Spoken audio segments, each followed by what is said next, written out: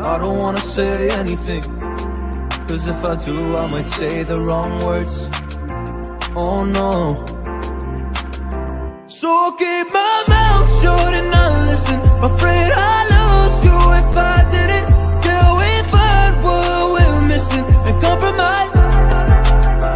So I'll keep my shoes up and not leaving. We're on thin ice, winter season. Can't wait for a single reason not to say goodbye. Oh, if I said what's on my mind, would you stay with me tonight? If I said what's on my mind, would that make you run and hide? Run and hide. Run and hide. If I said what's on my mind, would that make you run and hide?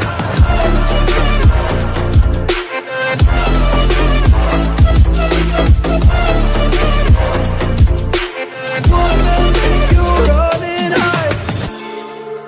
Run and hide. Run and hide. Oh, would that make you run and hide? Don't know what to do anymore. I'm out of options, nothing's working. I'm out of service. Come help me now, I'm fucking nervous. I'm trying but can't scratch the surface. So I'll keep my mouth shut and not listen. Afraid I'd lose you if I didn't. Till we find what we're missing and compromise.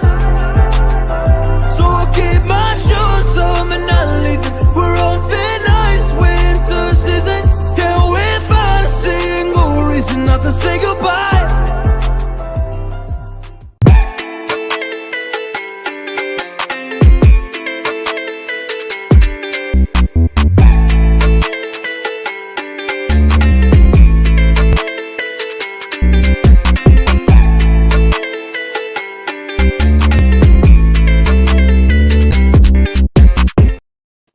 What's good, everyone? What is up? Happy New Year, man.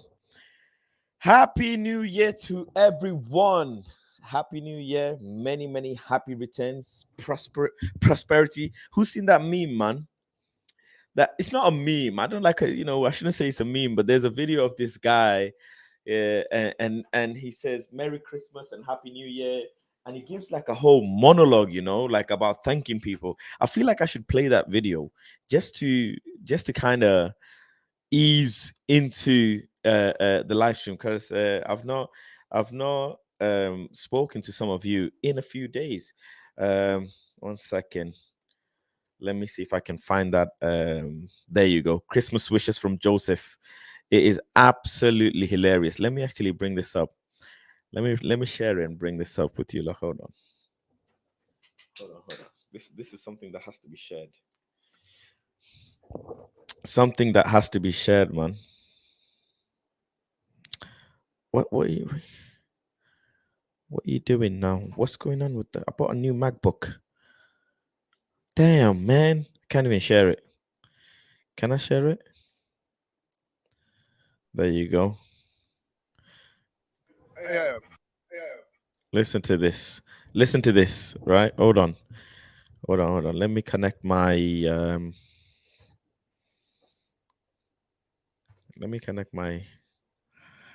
you go. Right, okay. My name is Joseph. Yeah. My name is Joseph Langabe. Try to watch Joy TV. And all the soccer fans of this country, I wish everybody Merry Christmas, long life and prosperity. And keep on watching Joy TV day and night, moon. Keep on watching Planet Fast day and night, moon to the sun. Everywhere, whether you sleep or you wake up in the morning, check into the dance, moving through the picture. Yeah, I say. Yeah. Day and night, every time. Watch me, fam. Watch Planet Fast. Long life and prosperity. And keep on watching Joy TV day and night, moon. Everywhere, whether you sleep or you wake up in the morning, check into the dance, moving through the picture. No size. Joy TV. All the fans, including Aka and Alasa. I give them long life and prosperity. Many happy returns. Happy New Year. Happy And New Year. all Joy FM crews. And all of Planet Fast community. When they're there for the studio. All them in the studio, yeah? And not in the studio. I love them. And I appreciate the job they did That's for it. Techi. I love them. The chairman of the Joy FM. I wish him long life and prosperity. Merry Christmas and Happy New Year. He keeps going. God bless you. Thank you for the word so sweet. No, he's done. He's done. Oh, man. Happy New Year, man. Happy New Year. We are back with another long year of Manchester United football. Another year of Manchester United headaches. Another year of Ten Hag, trying to figure out this Glazeronomics. A lot of stuff to talk about, man. We got a lot of stuff to kind of dissect. Hold on, let me bring this. There you go. A lot of stuff to dissect, man. Firstly, though, let's start off. The people who are watching, let me know in the comment section if you lot have a New Year's resolution. I want to know. Big up to Mo. Happy New Year. Happy New Year. I'm becoming a bit difficult nowadays. I don't want to say Happy New Year. I'll be honest with you. Like, I say it, but I don't want to say it. Because every year you're going to have Happy New Year. Every year you're going to have a birthday. When are we going to start saying Happy New Money? Happy New Success? Happy New Lesson? Happy New Experience? We wait 364 days for one day to come and say Happy New Year and Happy Birthday. Yay. Life should be lived. You should live life where you should be celebrating and congratulating successes, man. We in the midst of everything that goes on in our life, we don't do that enough. I'll be honest with you. We do not do that enough. So what we need to be doing is cherishing and celebrating moments in our life. Take that message. But yeah, nonetheless, happy new calendar year. One of them ones. I'm kind of too critical. Happy good day. You know what I'm saying? Steffi knows, man. Happy good day. Some of my friends as well, I put in the group chat and they were not happy with me. They were saying, Faz, you're too, not some of them, but one of my friends said, Faz, you're too critical, man. You are too critical for just a New Year setting. Man is here talking about strategy. I'm talking about New Year, new strategy. You know them ones. New year, new ventures, new plans, new ideas, new lessons learned from last year, new what's the word? Execution. New execution. Happy new execution. You know what I'm saying? That's the level I'm at. Mo says, I don't celebrate nor think of New Year's resolution. Every day is a learning experience. But okay, what was some of the lessons that you learned from 2022? Forget the New Year resolution then. Tell me, what were some of the lessons and experiences and bits of advice and whatever? What did you take from 2022 that has made that year a year where you can say, okay, I experienced this, I came across this, I had to pass this hurdle, I had to do this. So now I know what Wagwan for the next year. Now I know Wagwan for the next year.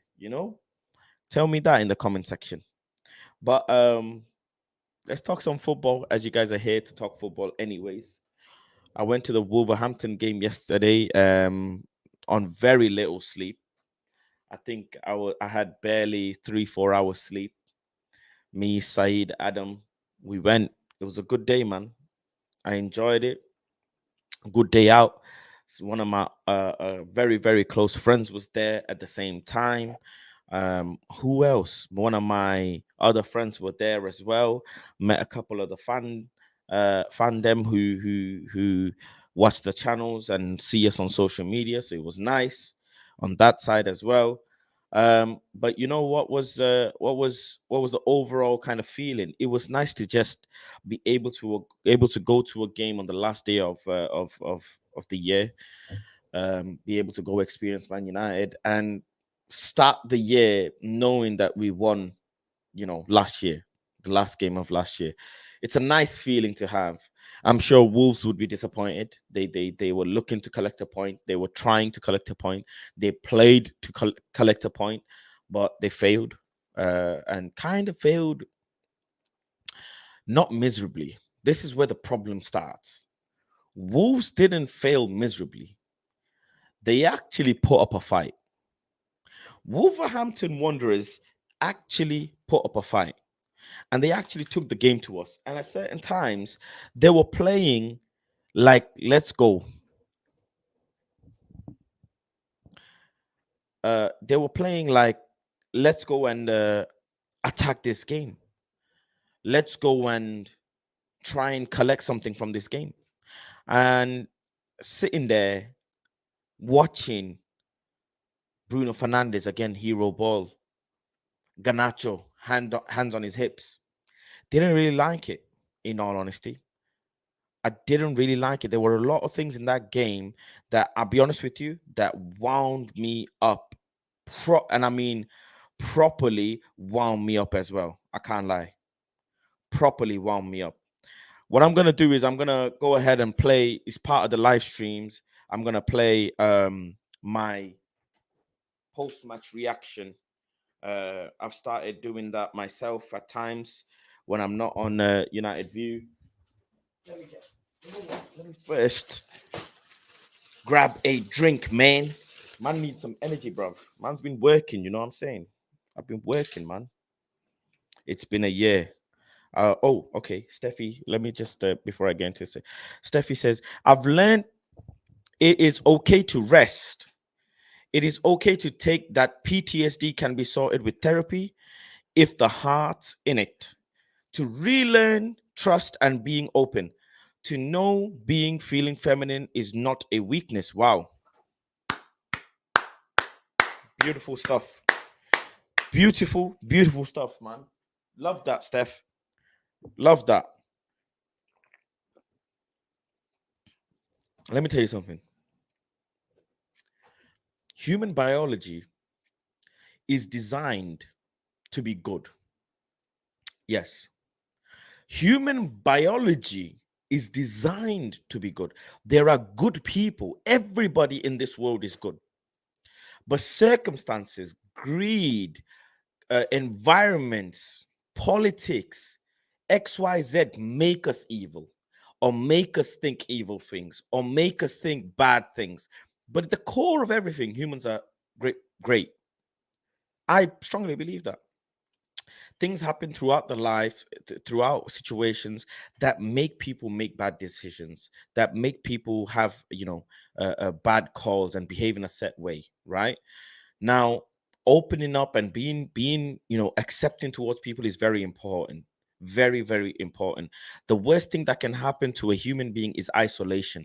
And isolation is something that we all face, we all do to ourselves. We isolate ourselves from family, we isolate ourselves from friends. So a lot of us have a wall system where we don't like to communicate.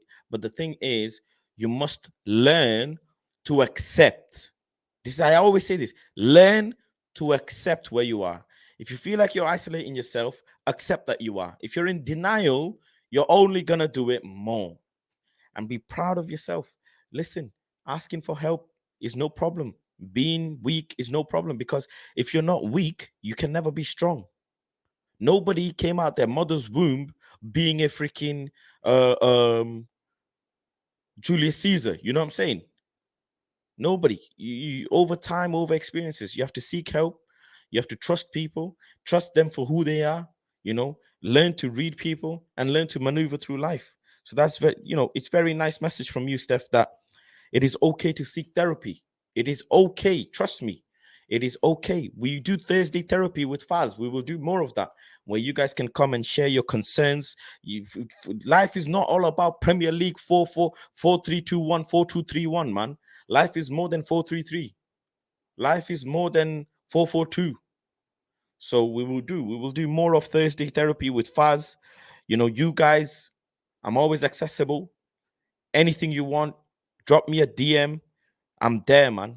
I'm there. The one thing I can do for someone is only share my experiences with you, so you guys can maybe learn something from it. But thank you very much, Steph, for sharing that. Woodward says 2023, let's go. Thank you very much, Woodward, as well. Always supporting me and always supporting the channel at all times, man. I really appreciate you. I really do. But let's go and uh, have a look at my post-match fan view. Bear with me. Let me just bring that up. Rashford to the rescue. This is outside the Molineux Stadium. I don't know what's going on with the kid. I know there's the Viva Ganacho song, but we need to calm down with these kids. What is up, everyone? Welcome back to Planet Faz. And what a game that was. Wolverhampton 0, Manchester United 1. It should have been, in essence, 3-0 to Manchester United. Let's start off with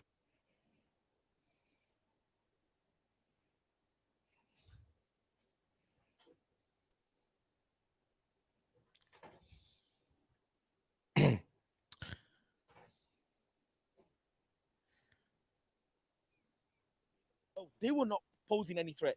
They were just made half-hearted challenge, half-hearted efforts. Anthony, man, missing chances. Ganacho and Malacia just constantly having miscommunication again and again. You know what? I'll be honest with you. We got the 3 points, but that only because of Rashford. I came out, yeah, and I was very upset with that game because David had to make a save off the line as well. David had to make a few saves. On top of that, right, I'm just seeing lackluster performance. I'm not seeing cutting edge. They're not really, Wolves are not really in an amazing out of this world team. Why are we making Wolves look like an amazing out of this world team? I don't understand. I do not understand. We're trying to force things yet again. And we should be able to dispatch a team like Wolves who are sitting and battling relegation. Let's be honest here. Started the video with the Garnacho situation because I was annoyed, man. Every 30 seconds, Viva Garnacho. And you know what? Let me be honest. I'll say it as it is. You lot know me. I'll be honest with you. You lot know me. The reason why people are singing Viva Garnacho's song is to only get back at the Viva Ronaldo song. It is not because they think Viva Garnacho, yeah, they created the song. No, it was originally Viva Ronaldo, and now they sing Viva Garnacho because Garnacho's there and he's had a good few games. And who else to replace the Ronaldo bit in the Viva song than Garnacho? It rhymes perfectly. So they've done that, and now they're just gassing this kid up. They're just gassing him up week in, week out. Viva Garnacho, Viva Garnacho. That's it. I'm not with it, man. If you ask me, I'll be honest with you, I'm not with it. These gassing and all of this, it's not good for the youth players, man. I'm not gonna call him a kid. It's not a kid, but it's not good for the youth players, man. We need to ease off the gas. Take it a bit by bit. You saw Wolves' game, he won with it, man. He was not with it. Top 3 pending. Ziad, I have a tweet. I made a tweet saying we are going to come third this season. I said that, man. I said that. Let me go and bring back the video.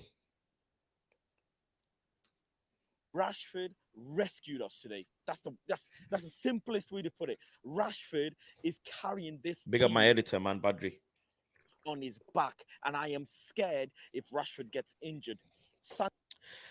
When Rashford was on the floor, I was scared. I was scared. I was like, yo, what's going on here, man? This guy is carrying this team. Strength, pace, directness, left side, right side, beating players, passing great, receiving the ball great, holding up play. Everything, man. Everything he's doing well. Everything Rashford is doing well. Sancho needs to come back ASAP.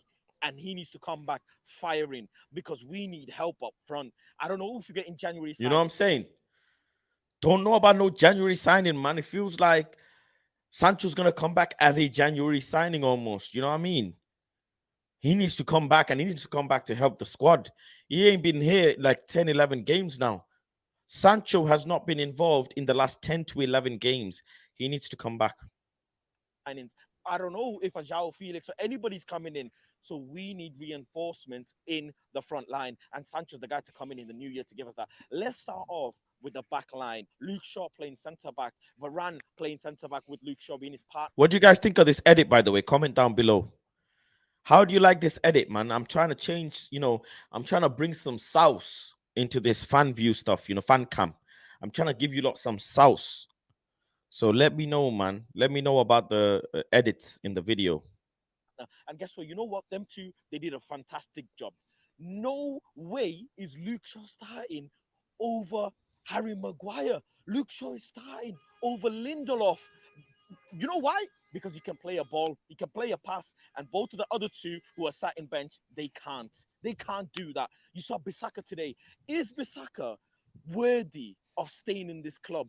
It's a question to be asked. I'm not getting gassed. I'm not saying anything. All I'm saying is we need bench players.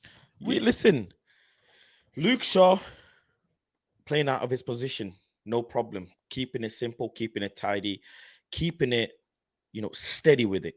He's keeping it steady, man. Harry Maguire says partnership is needed for a good centre back partnership. I didn't get a good partner. All of this is going on about partners. Varane, Maguire. Varane, Luke Shaw, no problem. Varane, Casemiro, no problem. I bet if you put Casemiro and Luke Shaw in centre back, it'd be no problem. I bet you. Harry Maguire, thank you very much. See you later, man. Get flogged this guy, man. Flog Harry Maguire out of Manchester United. Nonetheless, though, Luke Shaw, well done so far. I must tell you, we bash these players, but when it comes to crediting them, we must credit them for what we see on the pitch. Thank you very much. Not gassing you, but keep that going. Wan-Bissaka, thank you very much. Keep that going. One thing I will say about Wan-Bissaka, though, he doesn't go in confident. Someone comment down below if you disagree or agree. I've noticed Wan-Bissaka, when Wan-Bissaka is seeing that the ball is coming to a winger forward, he runs up and then he starts slowing down. And then he just stands there jockeying the player. Certain times you'd expect him to just go bang straight through the player, not like yellow card-esque foul, but you know what I'm saying, just go straight in, close the gap between you and the player, or try and get the ball, because he slows down. I feel like the forward almost gains a bit of confidence. And because, okay, put it this way, because he's not smashing into the forward is always going to think, well, I have a chance to beat him. I have a chance to run past him. And Bissaka, again, Statman Cam, talks about this a lot.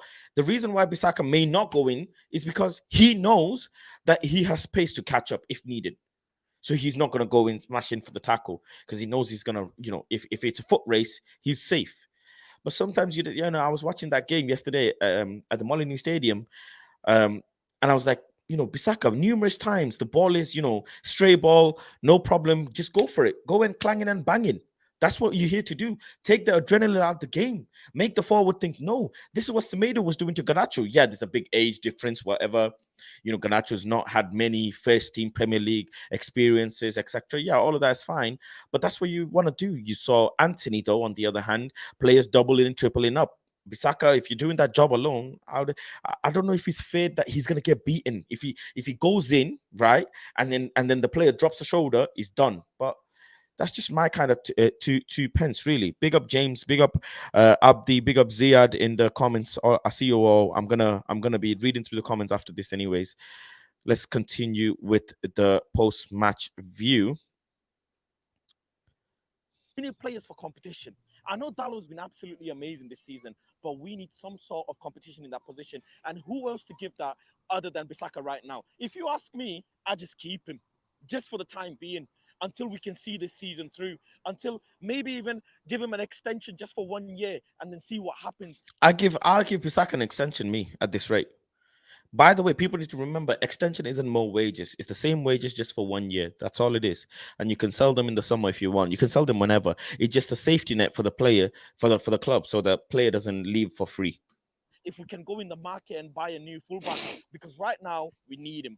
And he played clean today. I really, really appreciate Wan-Bissaka today. Let's go over to the other side. Malacia.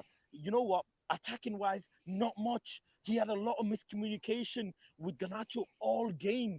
And Garnacho had to come off for Rashford to come on later on. But hey, this is more on Ganacho's side than Malacia. You lot know me. I like Malacia. I loved him since he came on. This guy benched Luke Shaw, and now look at Luke Shaw. He's performing, but he needs someone who's gonna help him with his fullback duties. He needs help. He's been. I've seen him look at Ganacho and say, "Why are you not coming back? Why are you not helping me? Why are you not tracking the runners?" Ganacho, first 3 minutes into the game, hands on his hip. I don't want to pick too much on the kid, man. He's here, man. I'll come to you, Logan, man. I'll come to you. I'll come to you. I don't want to pick too much on the kid, but I didn't like it, man. It's just his positioning is always like like this. What's going on? And he's very young. He's very young. He's exceptionally talented, man. Exceptionally talented. So I'm fair. I'm gonna be okay. But I have a lot of expectations, from him in terms of knowing what his ability is. But what I will say is I don't want to gas him up, man. Stop this Viva Ganacho stuff. I'm not singing that no more, man. Allow it, man. Not singing none of this until he has another good few performances. Gassing these players up gets to their head. They start having a spring in their step, and like Bob did he walk? Nah. Chill with these players, man. Yesterday he wasn't with it. Malacia constantly looking for the pass numerous times. Malacia saying to him, "Come inside. I've got the ball. I'm looking for you." And then Malacia having to pass and give the ball away. Give the ball away. He's giving the ball away because Ganacho's not there for him. And he's saying, "Ganacho, please, por favor, come here. Hombre, ándele, por favor, please." And Ganacho's not there. Even Bruno Fernandes went to Ganacho at one point. And he said, "Come on, man. You know where the position is supposed to be. You're too high up. Come more on the inside so you can collect the ball from Malacia or one of the centre backs sometime." No, I don't. I disagree. United, he wasn't. I'm telling you, I am willing to go to the whole game and point out. I saw it with my own eyes. Malacia going to Ganacho on 4 different occasions, saying, "Come inside. I'm looking for you. I need you. Come inside." People telling Luke Shaw, "Release the ball." But Luke Shaw's looking at Malacia. Malacia's looking at Ganacho, thinking, "Where are you, bro? I can't pass to you. You're so high up." I'm just telling you as it is. This is what I saw. I have no incentive to lie. I don't know what's going on with that kid. I know there's the Viva Ganacho song, but we need to calm down with these kids. They're only 18 years old. We gassed them up, and look what happens to them. We need to chill with this kid, man. Just chill, take it easy game by game, and see what he does. Let's move on to the midfield. Casemiro, again, fantastic. No problem. I loved what he did. Energy, passion, tackling, trying to pass the ball, doing everything well. Casemiro being Casemiro, upper echelon player. You lot know me, no problem. But there is a conversation to be had about none other than Christian. The only thing is, what I will say, United is with no disrespect. This is no disrespect, but when you're in the pitch, you see certain things they don't show on the camera. I'll be honest with you, because you guys have a better tactical view, but match going people, we have a better player view. Like we see their expression.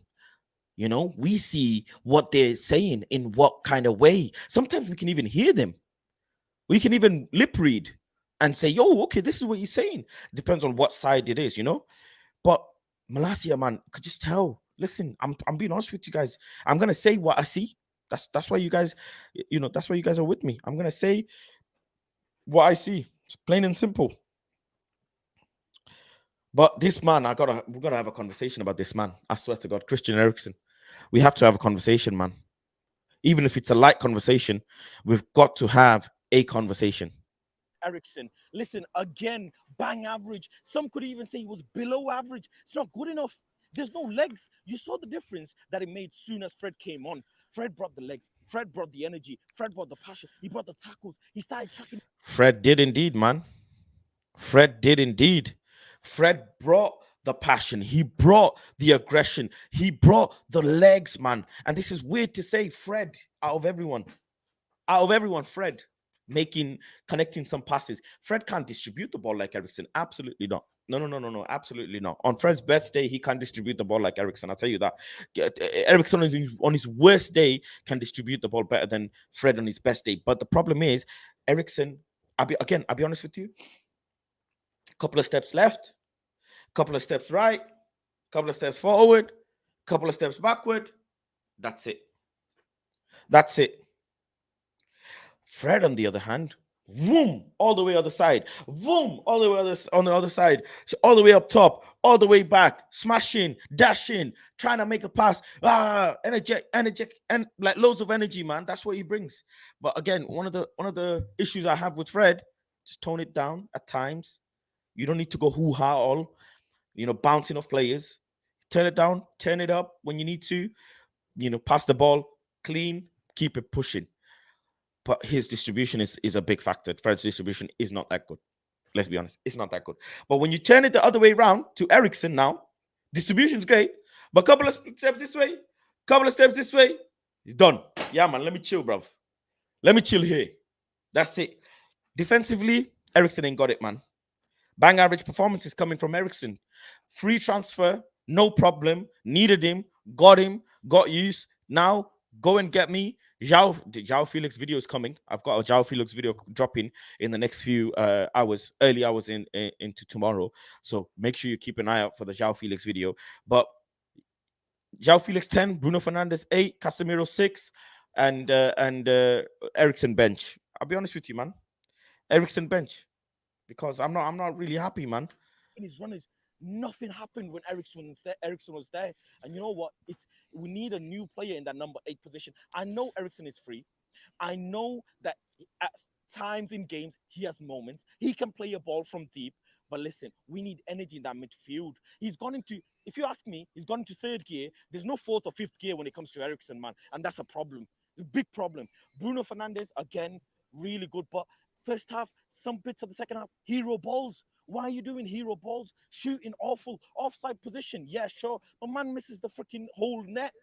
We need Bruno to, again, calm down. Stop this hero ball stuff. Go back to your normal. Just turn the volume down. That's what I'm saying. With Bruno. Again, Bruno was doing a couple of hero balls. I can't lie.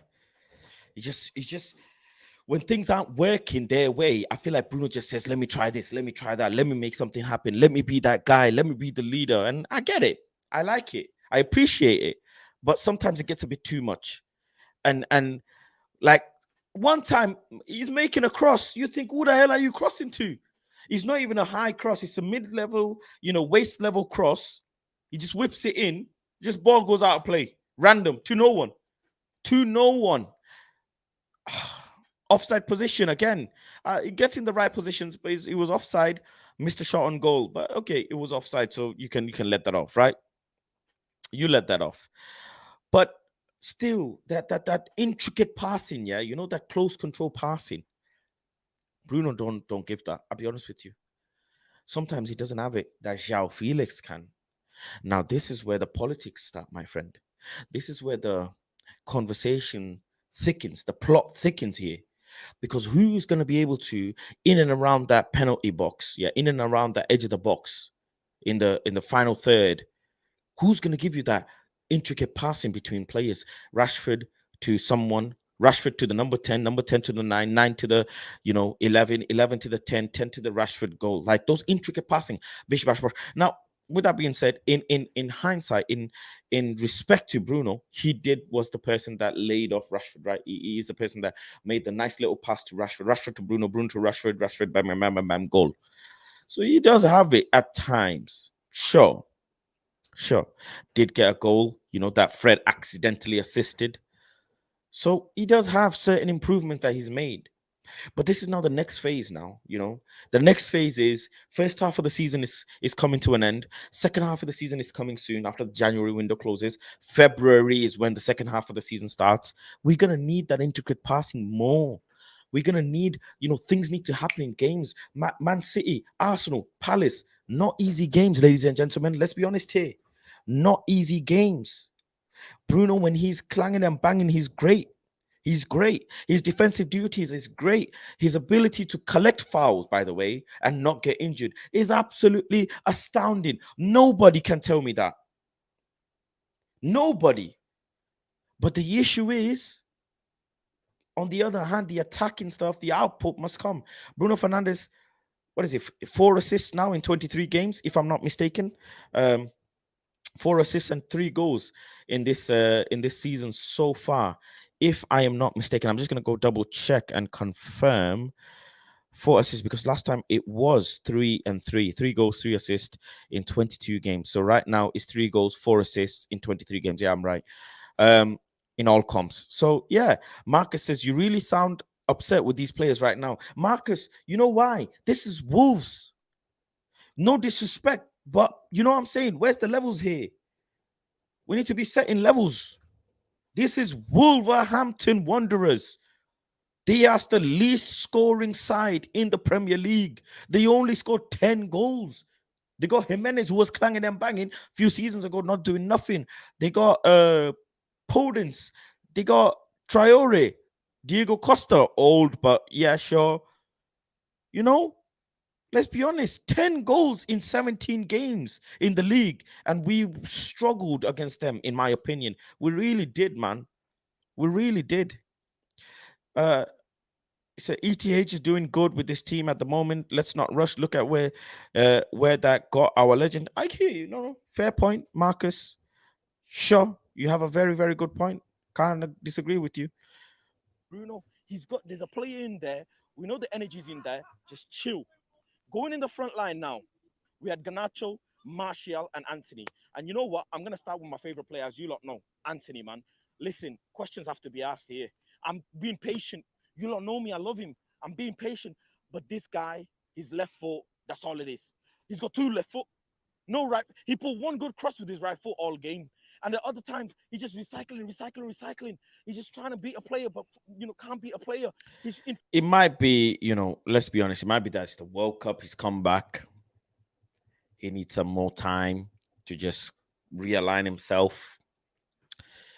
I definitely know what he's capable of. You know what he's capable of. Some of his crosses are okay. Some of his crosses are not okay. He's able to sometimes be a man, sometimes he doesn't. A lot of the defensive players double up on him, so now he needs to learn how to be two instead of one man. So yeah, but I hear you. I hear you. Some could say I'm making excuses. Fast chill, man. Last season we were losing these games. Give credit to the boys. Yep, I hear you as well. You have a point. Maybe I need to ease off a bit more. Maybe I need to say, listen, we're at least we're winning. At least we are winning. At least, because yesterday, if we drew that game, I would have been pissed the fuck off. I'm telling you now. I would have been pissed. So you have a point. You do have a point. Let's continue with this now. Front of goal, he's not shooting properly, he's not getting across properly. He had a volley, and the freaking guy nearly put it on the sideline, man. What's going on, Anthony, man? I need more from you. You're 100 million player. You're Ten Hag's player. Ten Hag bought you in. We put everything on the line for you. We spend a whole 50 million. If you ask me, 40, 50 million extra for you. And we need that 40, 50 million. I know the price tag isn't your fault, but we need more, man, because we've got. Yeah, that I don't know how I feel. I know the price tag is slightly getting to me, but it shouldn't. In this day and age, the price tag shouldn't get to you. It's not your fault. It's not the player's fault what his price tag is it? It's not. It is absolutely not his fault. It is Merta's fault. So me having that over him at the time, I don't know, but he is still an expensive player. Listen, it's not a joke. 50, 60 million is not a joke, man. Let's be honest here. We ain't got no money. Zilch. We have zilch money. So 50, 60 million is not a joke at all. At all. No one else. Can't ask Elanga to go on that side. Can't ask freaking Ganacho to go on that side. Sancho's not here. You need to be doing more. Later on in the second half, you saw him. He came track back, and he saved us from nearly conceding a goal. And Casemiro started clapping for him. And that's one of the things, one of the aspects of his game that I appreciate the most is his defensive duties. He really helps his fullback. We know Bissaka, he doesn't smash into players. He'll run in, he'll wait and see it through, and maybe win the ball back, play it back. But Anthony helps out in defensively, and that is very, very, very important. I just think from an attacking perspective in the new year, he needs to calm down and he just needs to, just get more output. Martial, nothing. Problems, questions after 7, 8 years he's been in this club. Nothing, no threat. He gets his random goal and people think he's firing. He's not firing for shit. He had to come off as well. Didn't play a full 90 again this game. And I know we have to manage him. But right now we're going into the top four. I want to get third. I want to get fourth. I'm not about this managing minutes, man. You have to score goals. You're a striker. Man's coming into the halfway line to collect the ball when we nearly freaking conceding goals. I don't know what he's on about. Now, Martial. Martial. Martial, man. Martial. What do you guys want to say about Martial? Let me read some of the comments and finish this video off. man, Martial, man, fix up. Garnacho, young boy, got off. Rashford came on, and this is the most important thing. Rashford, thank you very much, man, carrying us. Last season, I was critical, and you know what? I was wrong. You're proving your worth now. Rashford is red. Rashford rescued us. Listen, if you like this video, make sure you Done. Rashford is red. Rashford to the rescue right at the end. But Martial, man, let's talk about him. What we gonna do about Anthony Martial? Not firing. Not firing, if you ask me. That ain't firing if you gotta manage this. If you gotta manage minutes, that ain't firing, in my opinion. That is nah, man. This guy yesterday, I'm just looking at him thinking, is he bored on the pitch? At times he looks bored. He legitimately looks bored on that pitch. He comes in deep to collect the ball, goes all the way up, and then he stood there bored. But hey, he'll have one odd game where he scores, and his Tony Martial came from France. English media said he had no chance. Back to the song. That's what fans do. I really want a better striker, man. Diego Costa was giving our centre back somewhat of a more headachy time than Martial was giving theirs. Steffi says, maybe I'm wrong, but I'm keeping the 6th to 8th spot. So I don't think the performance was too bad. But if I'm expecting 4th or better, then yeah, not good enough. I'm expecting 3rd. I am expecting 3rd.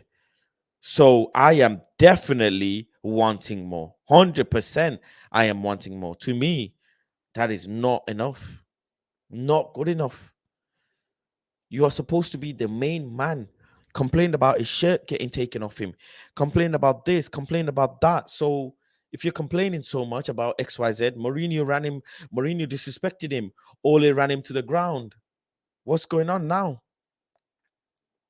I need venom inside of you to go and play, man. You know what I mean? Like Mourinho said, sometimes you have to be bastards to win games. Intricate details have to be looked into here. Martial, is he the main man in Manchester United? No, he's not. It's Marcus Rashford. It's Marcus Rashford. Sell Martial. Can't convert. That's been going on. Martial the GOAT. When fixtures start coming thick and fast, we will crumble as I don't see winners in the squad. I said it. We won't get top 4. Trust me. I think we can still get top 4, man. I still do. I think Graham, he's not going to be able to manage some of the names. Conte football is just done out. Conte football is just done out, man. Except for Son, except for Kane, Kulusevski. Done out. Done out. People supported Martial more over shirt taken away than Ronaldo losing a kid. Sad reality for us fan base. Faz, where would Conte have us if we took over after the 5-0 last season? Personally, think we would be seriously in a title race. Oh my god. That is a big statement. Really big statement. I wanted Conte. I can't sit here and deny. I did want Conte. And now thinking of it, I am, well, as it's going, I'm glad I didn't get Conte. But Conte's, let's be honest, Conte crazy far away. We've only just made into top 4. So thinking of it that way, Conte done well so far for Tottenham, and see where Tottenham ends up. Are they going to spend some more money? They don't need to, in essence. You know, at what point did they get rid of Hugo Lloris? What point did they get rid of Hugo Lloris and then get a new keeper? You know, you have to think that a couple players they might need to change. Are we getting a striker, bro? Are we even getting? We can't even get toilet roll in the toilet at Old Trafford Stadium. People want a striker. What can I say? Ziad is dreaming. Son is far better than Martial. Move Rashi as a 9 and Son as a left winger. Ooh, Rashi won't love a 9 though. Rashi loves the left position, man. He loves that left position. With what defense could Conte do that?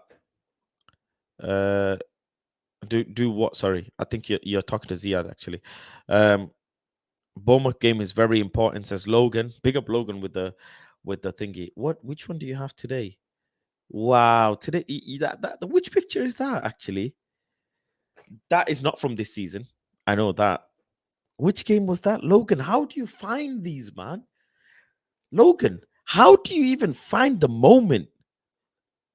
That is crazy, bro. Bro, how do you find which moment to go and look? Your level of dedication is commendable. I can't lie. You are by far the most genius person I met, because that is no joke. Going into that level of detail, I was going in that day. I can just tell, man. Whatever happened that day, Man United pissed me off. We need to get points while we have the chance. Let them get Marcus Thuram or Marcus Asensio. If not, Javier Hernandez should come back. Chikarito should come. We can't even replace Dubravka, let alone a striker. Have you got any inside info on the takeover? There's no takeover happening. Not that I've heard, anyways. Why are we even talking about Conte? He ain't pure manager. Good thing we didn't get him. Yeah, I guess it turned out good that we didn't get him. But Conte is a serial winner, like he says. Football is awful, but trophies will paper over the cracks. You can have both, good football and trophies. If that's the case, what about Tuchel? You know, if that's the case, why didn't we keep Mourinho then? The man who's won everything everywhere. Should have kept Mourinho, right? Should have kept him. But yeah, there's no takeover. Let's just come in on to the takeover talk. There's no takeover. If I speak about Conte, takeover is lies. Who's gonna take over? The closest thing I have found is that EPL tweet. Where was that EPL tweet, man? That EPL account that tweeted the Saudi thing. So I'll explain that to you guys. Hold on. Bear with me. Where is that tweet, man? The Saudi merch tweet. So if I can, God damn it. Trust me to go and do that as well. Hold on. If I can find it, I would have tweeted it, but I can't seem to find it. But basically, the Saudi tourism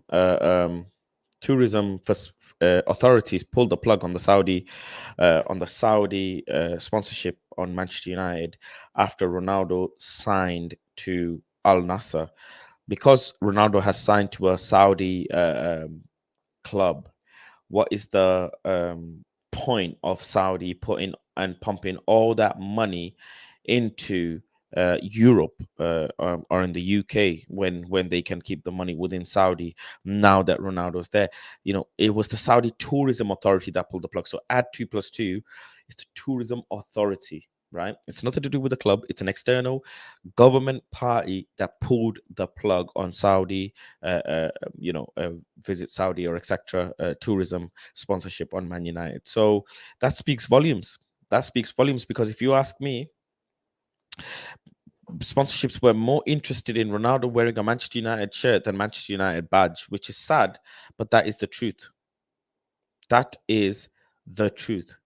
People are more interested in Ronaldo and sponsoring Ronaldo than they are interested in um, sponsoring Manchester United. So I still can't find that picture. But there was, and the funny thing is, the reason why that picture is so important of the Saudi thing is because one of the pictures on the TV. Oh, I found it. Found it. One of the pictures on the TV was actually Ronaldo. So that's why it's more important. You gotta add, these things together. So as you can see, agenda. Ronaldo there. They wanted Ronaldo. They wanted Ronaldo in United. And if Ronaldo stayed, we would have had a Saudi sponsor. There you go. Welcome to Arabia. Saudi. Visit Saudi. Everybody wanted Ronaldo. Everybody wanted Ronaldo. As a Man United player.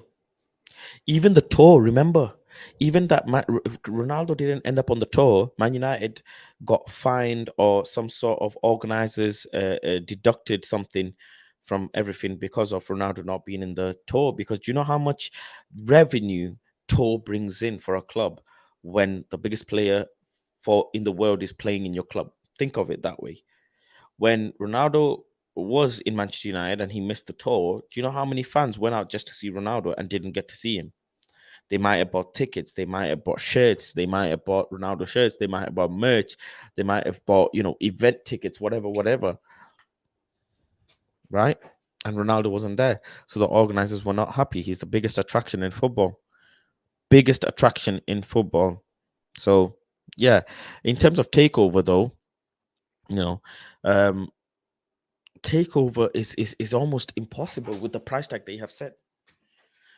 Investment, sure, but who's gonna take over with 4-5 billion, man, and then pump another 3-4 billion? Who?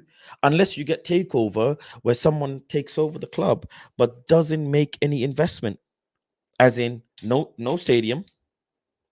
You won't get a stadium. You won't get training facility. You'll get players.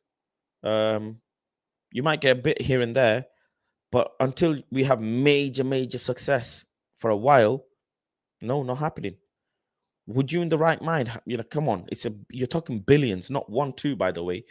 You're not talking 1-2 billions here. You're talking double-digit billions. And it's no joke for anyone. Keep an eye on Dubai. Yeah. Al Nassr went from 700 followers, 740 to 5.5. Yeah. Player FC, man.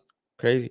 I think we'll get USA investors. All we know is Glazers are talking. We don't know if it's investment or full sale. Time will tell. That's the best way to put it, really. Because there may be someone who's ready to make that bid. Let's be honest here. Where is Sir Jim Ratcliffe? Why was he twerking so much? He was so hyped. Jim Ratcliffe and what's his name? Michael Knighton. Yeah, Michael Knighton. Where are they? Where are they? They were doing the most on media, and I said to Man United fan base, stop this. Stop this. Sir Jimmy, oh Jimmy, stop it. They're not serious candidates. I said it from the start, and people didn't believe me, man. They said Fazio being, oh my god, Man United is gonna get sold in the next 2 weeks. What the hell? What the hell? Coming up and saying Fazio always being negative. Well, look who the fuck negative is now. Where's your savior? Jimmy. Where is he? Club is up for sale. Jimmy's nowhere to be seen. Did a whole media frenzy, doing interviews and shit on YouTube. Nah, man, I need serious candidates, man. I need heavy, big ballers, sheikhs. Habibis come through. Security. No media talk. Pen, paper, bang. Cash purchase. Done. No. What's all this? We need the fans to get behind us. We need the fans to help us. Hostile takeover. Yada, yada, yada. Bro, spend 2 months talking about hostile takeover on Twitter. What is a hostile takeover? Nah, man. I feel like cooking. People spend 2-3 months taking about hostile takeover. Jimmy Ratcliffe. Fans need to get behind us. 51%, 49%. We will give the fans back what they want. We will give the fans back the club. Where's Jimmy now? When the club is up for sale and investment is needed. If Jimmy is so interested in Man United, why Sir Jim Ratcliffe ain't investing in Man United if he loves Man United? If Sir Jim Ratcliffe, is a fan of Man United,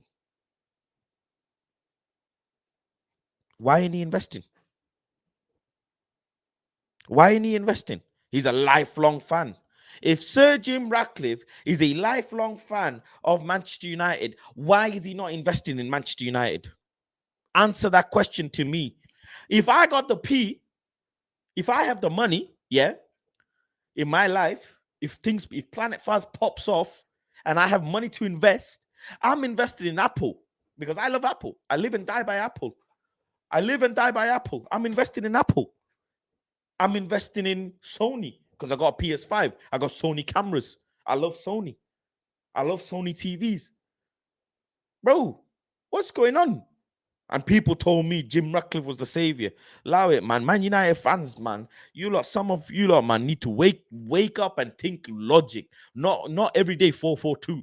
Sometimes think logic, man. Make 2 + 2 add sense. Make it make sense. And it's like I'm the most craziest person sometimes in the world. People look at me like I'm crazy when I'm just telling you as I see things.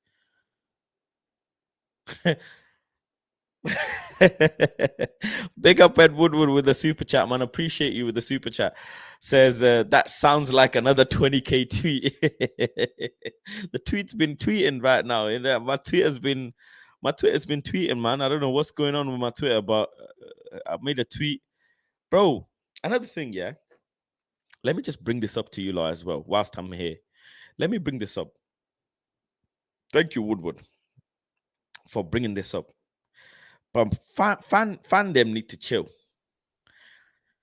Anthony and Sancho are both 22 years old. Fans gotta chill. Chill, man. Take it easy, bruv. 22 years old, man.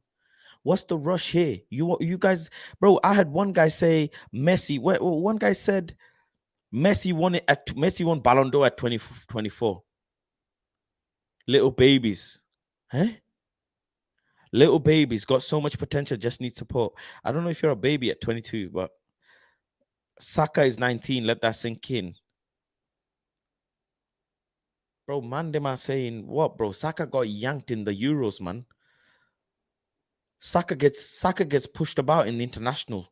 Saka's a great player, fantastic player, but he gets pushed about in international. But anyways, I don't know. Something in games, but they don't. Anthony's living Beyblade. I love Twitter, man. Hey, I love Twitter, man. So Anthony's living Blade with my Sanchez and B-Take Reece Nelson. Oh my days. We said the same about Dembele. Dembele, Usman is a baller, you know. For how long I beg their mates are top in the league. Ooh. Haaland and Mbappe are their mates. Ooh. Martial is 22. When he arrived, he's still Dembele.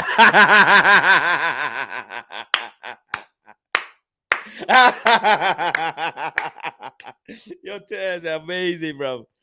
Twitter is amazing, bro. This is hilarious. Let me actually mark this. I'm gonna thingy this. Big up Ronald with the super chat. Thank you very much, brother. Says Faz, is Chinese or Japan league better than Saudi league? I don't see people complaining about Iniesta around the same age, but a lot of noise over CR7. Man went to Saudi league, will get loved and minutes as well. Hey, W for that. That is a very, very good point. Very, very, very good point, man. He's smashing that. I didn't even think of it that way, but you clearly did. If you ask me, I think Ronaldo has made the right move in terms of what he needs to be doing in his career. I would have though, I'll be honest with you, I would have preferred if Ronaldo did go to America.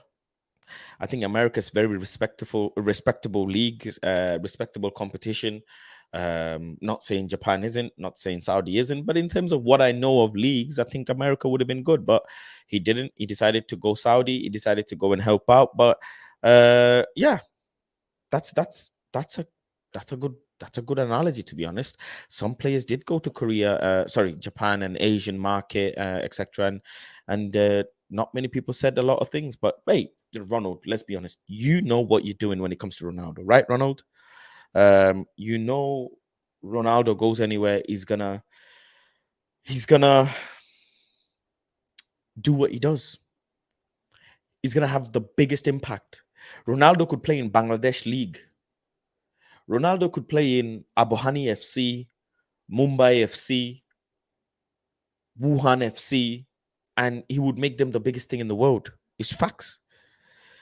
He ain't allowed to go to America. Oh yeah, okay. I forgot that one.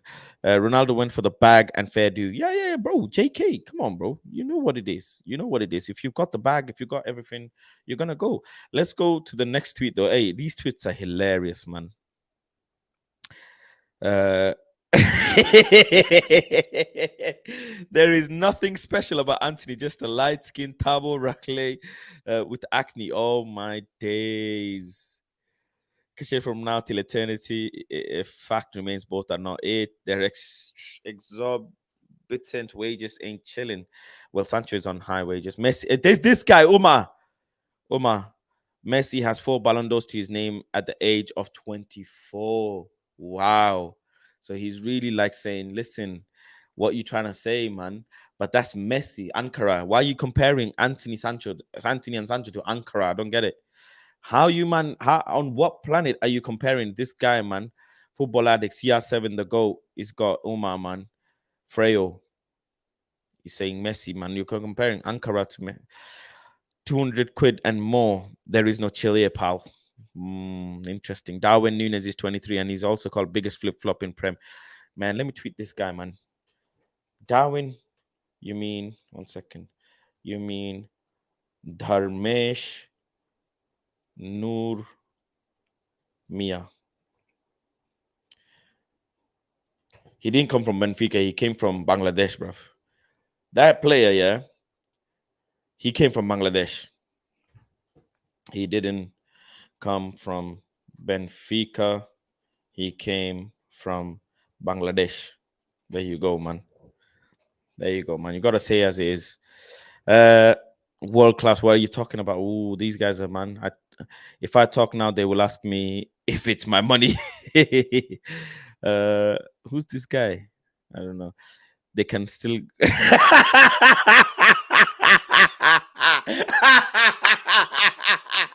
They can still go to uni.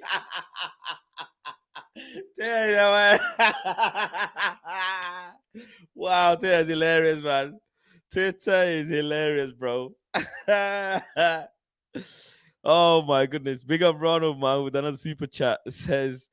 Ronald says, respectfully, Faz, who in America is going to pay him 200 million? If he adds 200 million from his pocket, he can buy Miami.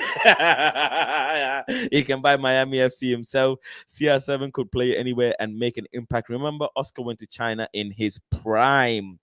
Wow, very interesting. I'll be honest. You are right. It is what it is. Like, where is he gonna get that money? If he's got the offer for that money, right? Go and get it, because he could have gone to somewhere in Europe and he would have made absolutely probably 4 million a year. He's making 4 million a week. Ronaldo's wage is, if I'm not mistaken, £23,000 an hour. £23,000 per hour. £380 per minute.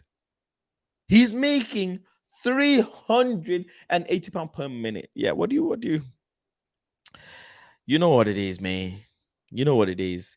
Fast, you know so much about India, Pakistan, Bangladesh community. I respect you, brother. Thank you very much, bro. I try and learn more about every culture, man. Every culture. These tweets are funny, bro. You guys have already started criticizing Anthony. I love drinking Man U fan tea, especially when I don't support something. One day I'll drink your tears when you want Ole back. Who's this guy, man? A lot of Arsenal fans.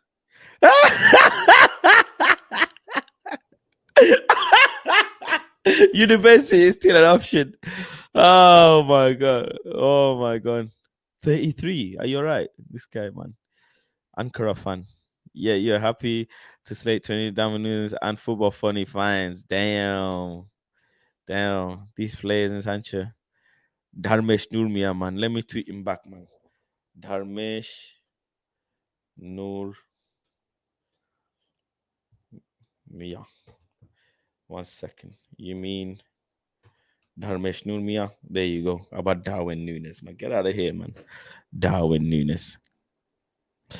You'd swear there are some 27-year Deadwood players who some make do. Youngsters. Yeah, interesting. Andy, man. Andy's got a point. Hopeful about Sancho. Arsenal fans don't gotta chill for Saka. A lot of Liverpool fans. Nah, so Pulisic deceived Chelsea fans. Now he clocking 25. A lot of other fans, man. Both are shy. Bring him to Etihad. What? Why don't you chill for that?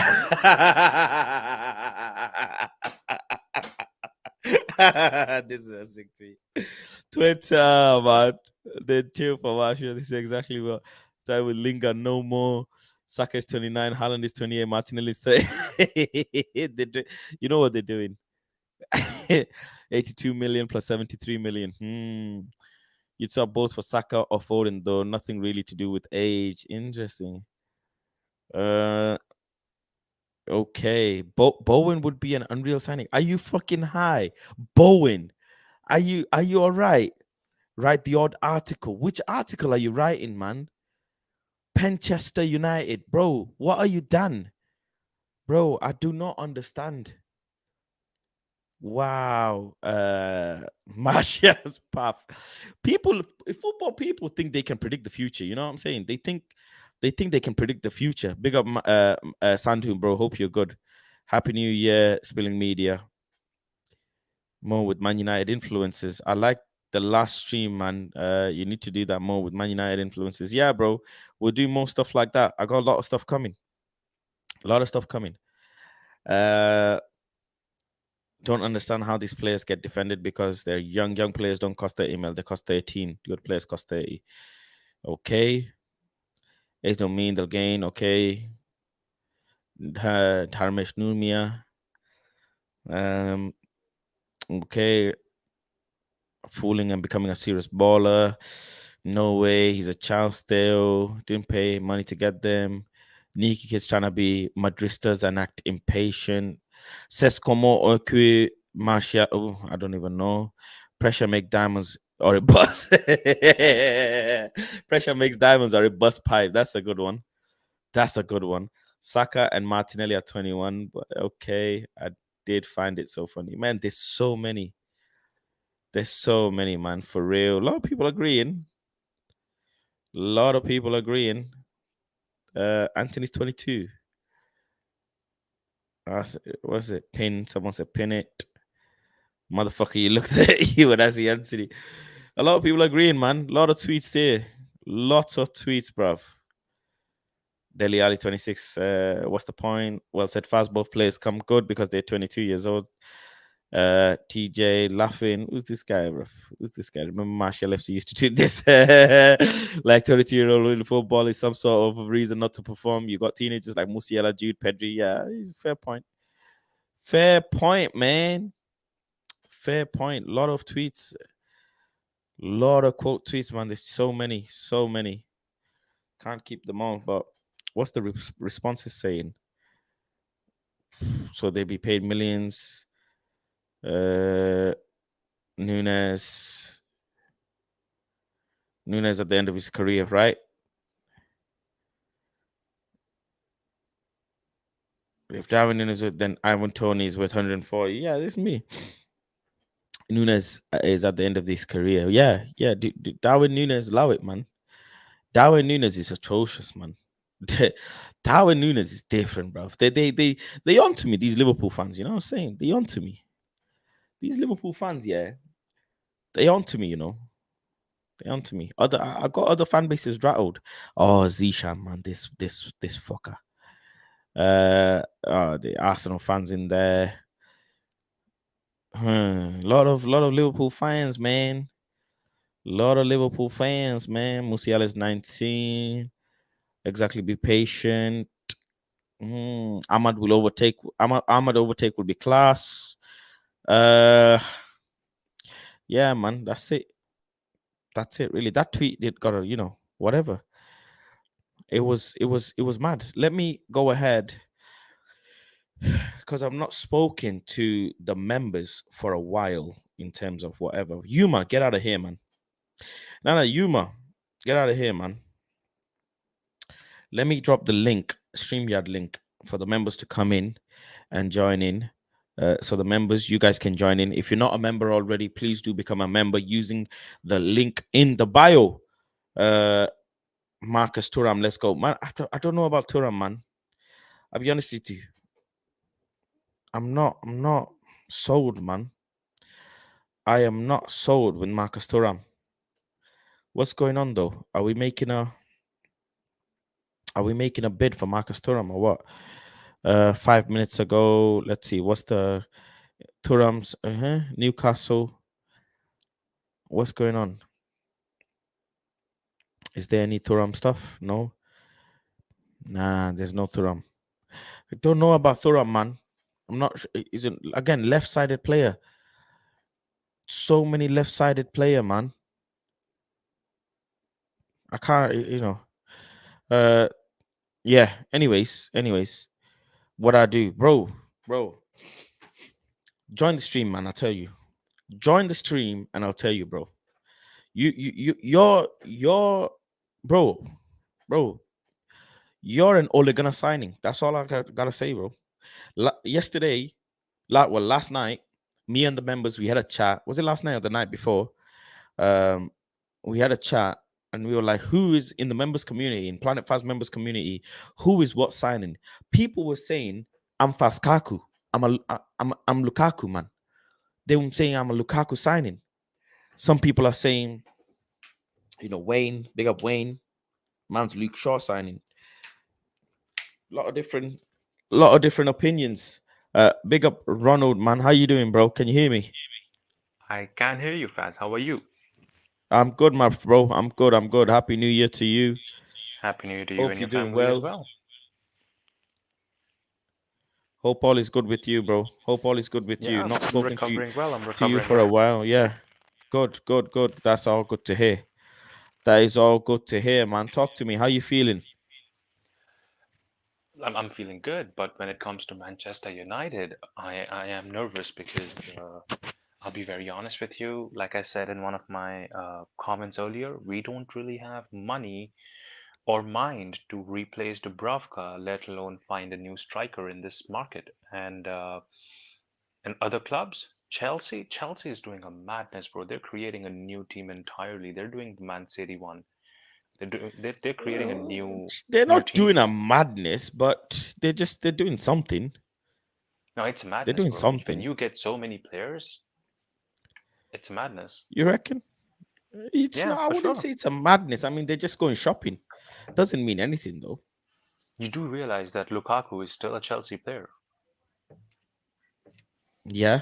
True. Now they and he's get on loan. have they Imagine a Enzo club isn't fully a Chelsea player yet. yet, and just imagine going in, buying 100 million player, and then loaning him back to the same team. That's mad. But listen, Chelsea, I'm not scared of them, man. I'm not scared of them. I don't know why people are scared just because they're No, buying players. I'm Buying not players scared doesn't of them. guarantee anything, you know. No, it Ronald does is not. right. How it does not. However, it makes the team a lucrative option for players like Enzo Fernandez. Enzo Fernandez might actually choose Chelsea over Manchester United because at the moment he sees them as a better project than us because they're I ready to disagree. put the money. They're ready to put the money in. Yeah, but I They're putting the disagree. money in. I don't think he's going to Chelsea based on I prefer Chelsea over Man United. Absolutely not.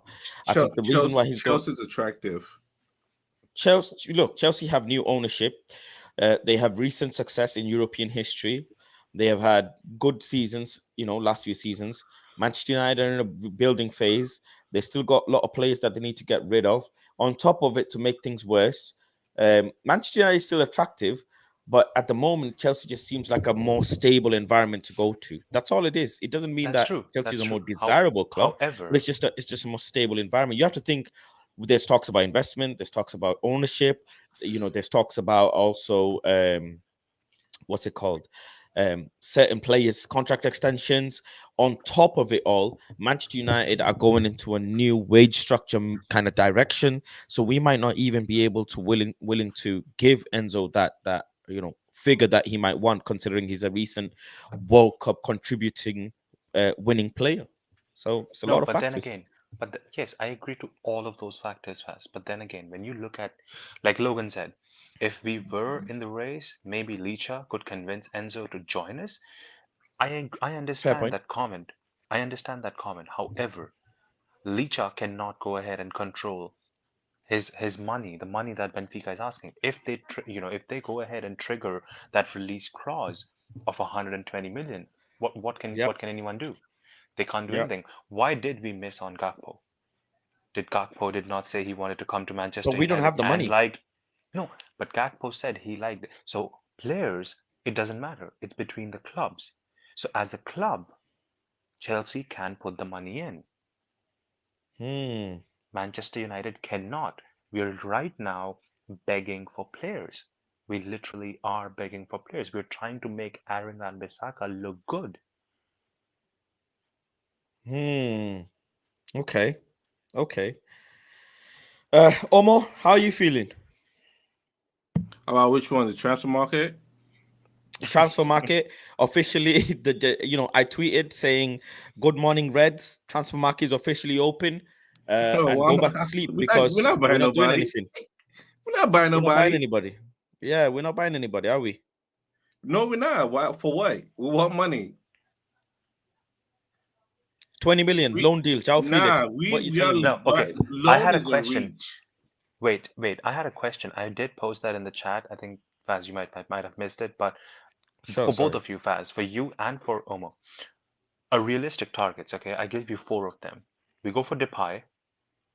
We somehow, because we have that kind of a relationship, we get Benzema, Morata, or Felix.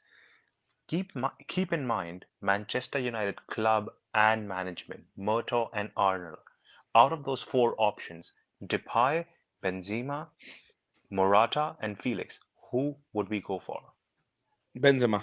Me, if you ask me, I'd go for Benzema. No, but keep in mind, Manchester United club and management, Is the it? ones who are running them. Who do you say is on a free? Is probably the pie because it's cheaper. They would go for Depay over. Depay, I can assure you that Memphis Depay will never come to Manchester United. No, I can you can assure you assure this. me. You can I can assure me. assure you. Absolutely, absolutely. You can assure me, and he might not. Memphis But he's Depay will not be another. coming to Manchester United. But he's another Dutch player that Eric Ten Hag might think he can work with because Eric Ten Hag, and I'm sorry to say this, Okay. you might hate me, but Eric Ten Hag is a one-dimensional manager. Memphis Depay does not like Manchester United. He does not No, like does. the ownership. He does not like set things about the club. I can assure you of this. Bro, I get it, Faz, I get it. But then I have also seen Memphis Depay rock Cantona jersey, David Beckham jersey, and the best part right now for him, Glazers are leaving. If the ownership leaves, then I see Memphis Depay happening. But as it stands, I don't know. Memphis Depay has a lot of problem with our fan base. I remember he didn't like the way some of the fan base treated him. Chris, we might just go for Morata because the drug mill, pretty much. No, bro, I would rather have a broken Martial with just 1 feet, 1 hand, and 9 fingers rather than having Morata because Yeah, you know Morata what? We can definitely do do need a nothing striker. for us, bro. Like, That's like, just um, a m- listen, that's just a money let me trafficking player. let me ask this. Omar, we'll start with you. Firstly, happy New Year to you. Hope you're well. Hope they let you out of your prison for a day no, to enjoy New Year. They didn't. That's sad. Um, but let's talk about this false nine football with João Felix in the middle. I personally don't see it being of positive. I understand João Felix is a fantastic player. I understand João Felix has exceptional talent and ability and sauce, but can he single-handedly be a false nine player for Manchester United? I see him be more fitting in Arsenal than here. no. The way we play the first football not gonna work. Also, he finishes well, so that's the only thing about it. Because if you look at our team so far, our main problem is finishing. We create chance, do all this fancy stuff, but we're not putting the ball in the back of the net. Okay. So in a way, it could work. Do you Hey, think do you think not, he's the he's type not of really a player to false stay in the nine. middle though? It's not what he said. Do you think he's the type of player that'll just stay in the middle? He's gonna roam around. All our strikers ever roam Yep, around because we have that's Rashford. right. They will have to roam around to give Rashford the space to go off. So what's the purpose of getting a player that's going to be roaming around and not stay in the central nine position that we actually crave and need? What's the point? Because the other players are scoring as well. Like Rashford is pretty much our main threat. That'll make him score. Anthony, he Look, get the open put it space this but way: doesn't score. in a false nine system, right? As you all would understand, all three attackers need to be able to play in the middle. That's how it works. Best false nine football, all three attackers should be able to be of a certain quality in the middle. Rashford, yeah. What do you call it? João Felix, okay. But then what about Anthony? Anthony can't play in the middle. He's barely starting to cook something on the right, and that's here and there. He can play in the middle. So what are we gonna do now? That's why we have other players. Sancho's come to play in the right. He drifts to the middle. No. Sancho is not even in the conversation here. Big up, Gov. Blessings True. upon blessings. Hashtag Team Fast. Thank you very much, bro. Hope you're doing well. And it makes sense if Bruno goes in the 8 and João Felix plays behind Martial. It makes logical sense. Does I it not? see it. Does it not? It makes logical sense. Can I We comment have on it, too many. Faz? We have too many. Yeah, sure. We have too many left-sided players. Turam, left-sided player now. I'm tired of this left-sided player.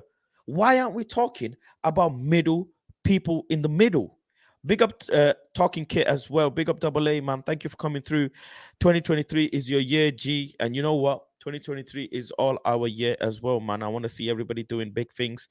I want to see everybody pushing the boundary as well. Thank you very much for coming through. Make sure you go check out Talking Kit as well, man. Them guys are talking all the classic kits, top kits. If you want to know much about kits, them are the guys, to be honest. But hey, Talking Kit, whilst you're here, man, you know, I got mine as well. World Cup winner, Lisandro Martinez signature. You know what I'm saying? What's the price of this? Double A, if you're still watching, what is the price of this shirt right now? And it's not for sale, by the way. I've already had an offer. I'm not going to say how much, but I've already had a request from someone. They wanted to buy the shirt, even though it's got Luke Shaw's signature. They said Lisandro Martinez's signature on the year that he won the World Cup. They want that shirt. Oh They want yeah. that shirt. And it's very fresh, you know, very fresh. What do you think the price is? But Ronald, come in on this. You said you wanted to come in. You know, there's too many left-sided players we're linked with, and I'm getting frustrated, man. I want some middle, you know, players that can stay in the middle type of players. Now, I agree. The first thing I want to ask is, does Eric Ten Hag even know João Felix exists as a player? Because Eric Ten Hag only focuses on players that play in Eredivisie or are Dutch players or players who've played under him before. So I'm not even sure if he knows João Felix exists in this world. At the same time, I do think it would work, Faz, because then it gives us the flexibility, and defenders would always be thinking, is Felix going to be on the left wing or is Rashford going to be on the left wing? And we know for some situations, for instances, they can switch in between. Felix can play a beautiful left wing pass. Rashford can score from the middle. Rashford, I don't think a player like Rashford would be working on his heading, his striking ability to not become a striker in near future. He's working on those things. So I'm pretty sure Eric Ten Hag has that in as a plan because no one is, asking a left wing to head the ball, right?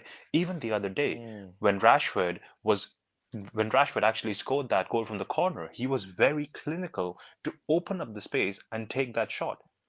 That goal that he scored, that's a Haaland-esque goal. That's a goal Ronaldo scored when he was in 2008 over here. Yeah, we were saying that he used Okay. a lot of power on that goal.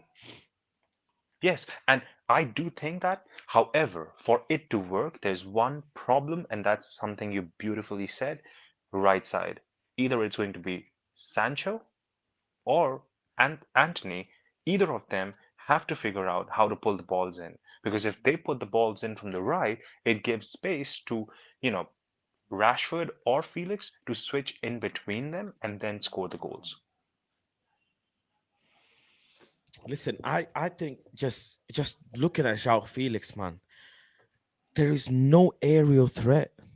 There is No, no, you I No, know, agree. threat from set Because I pieces. have to take you. The No, way we play with Rashford on like Marshall not the aerial threat, Rashford the aerial threat.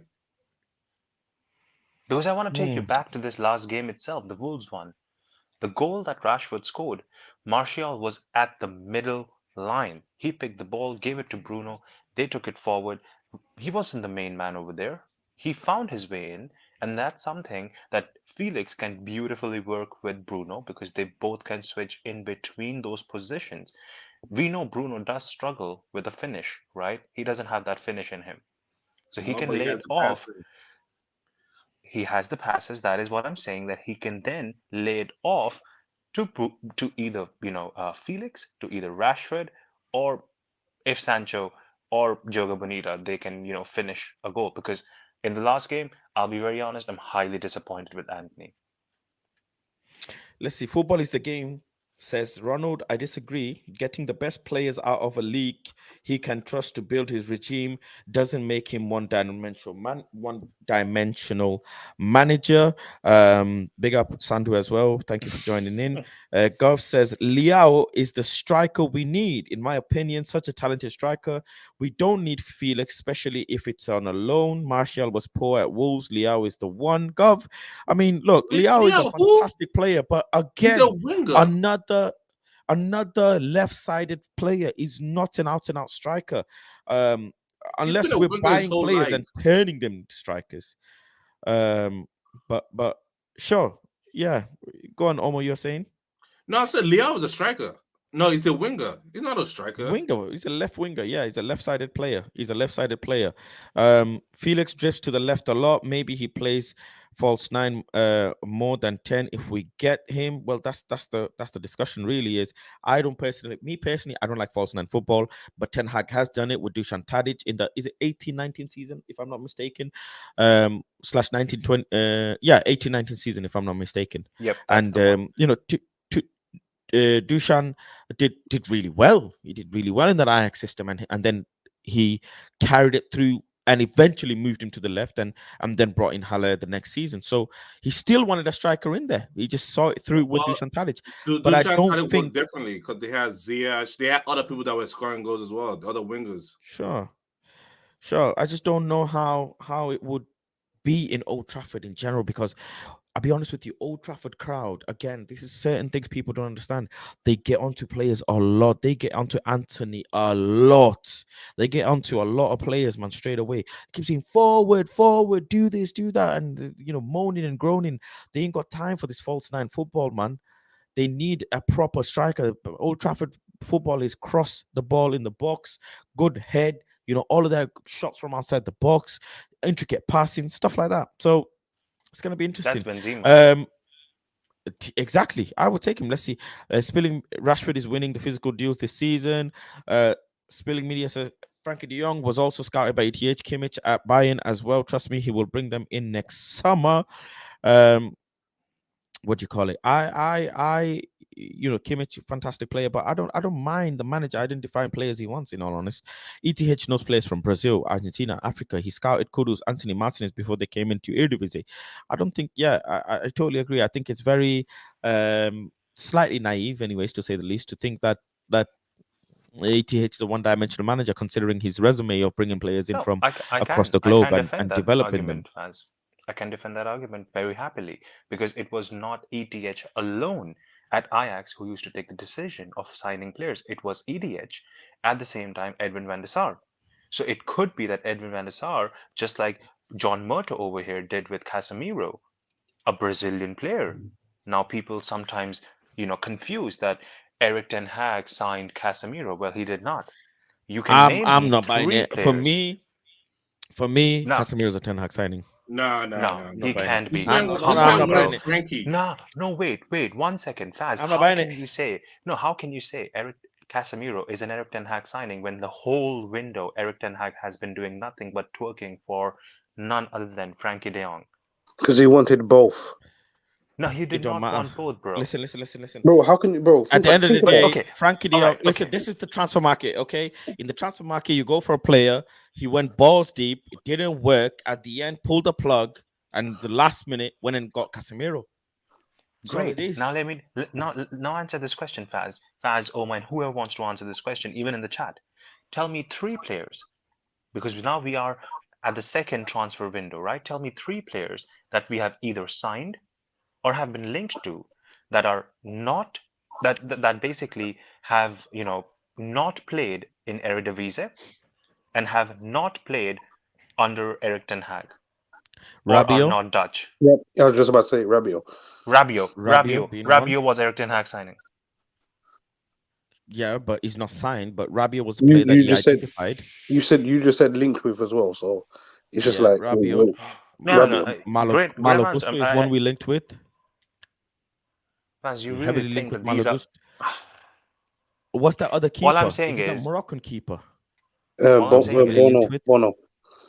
We're heavily linked with the keeper, couple keepers. all I'm saying is, Faz, if we need the Morata. same success rate that Erik ten Hag had at Ajax, which I don't doubt he would, I just want him to have Edwin van der Sar here at this club as well as a director of football.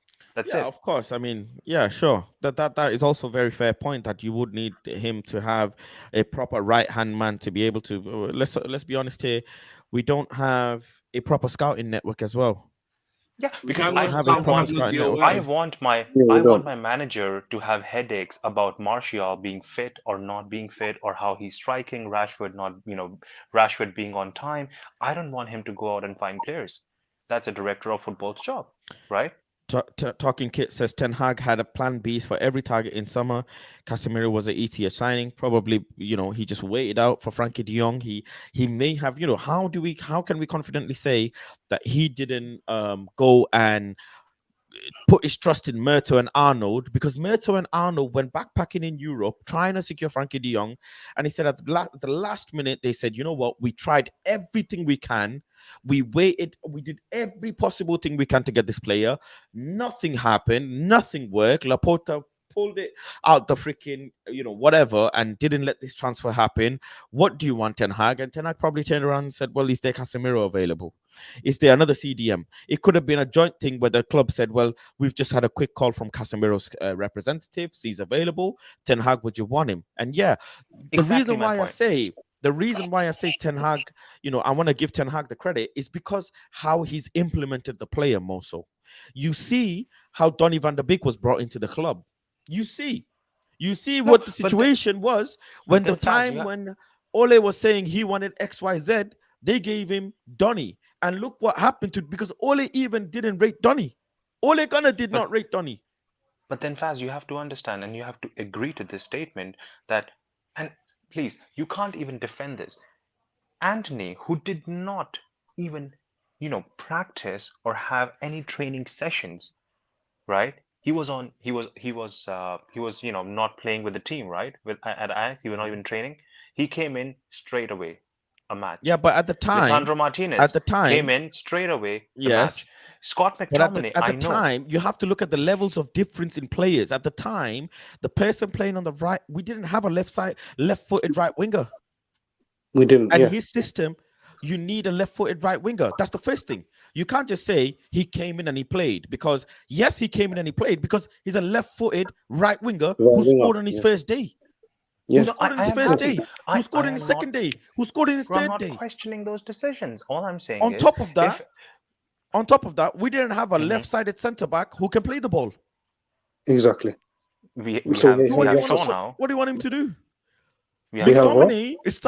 McTominay started to do what he was supposed to do: is carry the ball 5 yards and release. Don't carry the ball 15 yards. Carry it 5 yards, make a tackle, release. Use your Keep it strength. simple. Don't play. Keep it simple. Don't overdo things. Move the ball on, and that's what he did. And guess what he did to Casemiro? He said, "Casemiro, you've come in. McTominay's, clearly taking the thing over whilst I go and prioritize other positions. I've just brought in Anthony, let me slot him in. I've just brought in Ericsson, let me slot him in. I've just brought in Martinez, let me slot him in. I've just brought in Malacia, let me slot him in. Casemiro, McTominay is doing the job. Let me do what you do." Because at the time, Luke Shaw was not going to do what Malacia was doing when Malacia first came in. At the time, no, Maguire and Lindelof joined together was going to do what Martinez was doing. At the time, Sancho, Garnacho, Rashford, none of them were clanging and banging on the right-hand side. None of them. So he did exactly what he needed to do to take over the first 5 to 6 games. And then And he that came was Casemiro. Bro, that was proof in the the way first you're 2 defending games it, as well. I can what happened. understand. All I'm saying is that But if I'm we're talking just about defending it, and I'm Casemiro, stating what no. I'm stating what All I'm happened. saying is Casemiro is not an Eric Ten Hag signing. It could be a joint signing between But Eric that's Ten your, Hag that's and your, Murto. that's your That's all. opinion. That's your opinion. But the way So the is way the yours. manager, the way the manager implemented him, that's why I said I disagree. That's why the manager, the way he implemented this whole system from the get-go, you can tell at the start of the season what happened. They tried to play No, from but the then back. What did implementation. the manager do? But He then said it don't work, implementation bro. doesn't. No, but then Faz, implementation doesn't dignify or doesn't actually, give you any type of an idea about how the player was bought or whose idea was it. Just because a player came in, with all due respect, Ronald, a player came in and he didn't hold bench does not mean that he's a Ten Hag signing. And just because a player came in and he held bench does not mean he's not a Ten Hag signing. But Because then I that's did the not see argument you're even. posing. No, that's not my argument. I did not see one report that said that we're linked to Casemiro. Casemiro was Well, signed, guess done, what? and dusted right away. Well, guess what? We didn't see one report that we were linked to Malacia, because last time I checked, the number one person No, in we football did. transfer. Malacia No, we did. didn't. No, we No, didn't. no, we did. No, we didn't. I can prove it to you. Timo. Hold on. I can prove it to We you. hijacked. I can prove it to you. Yeah, we hijacked I it can from. forget the from hijack. The Facebook. number one person in football history said Malacia was going to Lille. is it Marseille. Marseille. Marseille. Thank you very Marseille. much. That's what I said. Malacia That's why I was said going we to hijacked Marseille. the deal. There is a tweet. I screenshotted the tweet, and the tweet said Malacia to Marseille. Here we go. Fabrizio Romano. 24 hours later, Manchester United came in, paid the 15 mil, got the player. And there was no talk. There was no connection with Malacia. Nothing. That's some good hijacking right there. That felt Maybe the most minuscule thing you might have heard, but nothing. We were clued on that. Ronald, that summer we were on it. Every 24 hours we were on it. Summertime is the hottest time anyways, and we were on it. Also, all of us. we were so like. Oh, sorry, Leon. It wasn't Marseille. I was thinking Leon. No, Leon. Then We also focused this transfer market because we didn't get anybody in January because we wanted to see what the new manager wanted to buy. So we pretty much just focused on the new manager. Once Etihad was announced, then we're looking at players. Also, I must say one thing. If the manager identifies players that he likes, and then those players can go and get him top 4 and a Carabao Cup and a Europa Cup, why the hell are we complaining? If the manager brings in his players, right? Bro, I'm not complaining. No, not even. I'm just not saying you, but In why are general. we fussed? Why? Yeah, why are we fussed? If the manager brings in his players and it doesn't work, guess whose fault it is? Guess what we're gonna put hashtag what? Exactly. You know what it is. If the manager get in everything he wants, which is a Frankie De Jong, if this summer again we go with our red panties for Frankie De Jong and he doesn't, and he comes and it doesn't work out, who are we gonna blame? We're not blaming Frankie De No, Jong. he I'll be will honest with work out. me, I'm not. He will work out. No, Hopefully, fingers crossed. You know. My thing is I'm blaming the DOF because you should have found a plan B just in case the Frankie De Jong didn't work out. There should always be a plan B for every player, and they're not doing it. The DOF not doing it. The scout not doing it. I don't know what they're doing.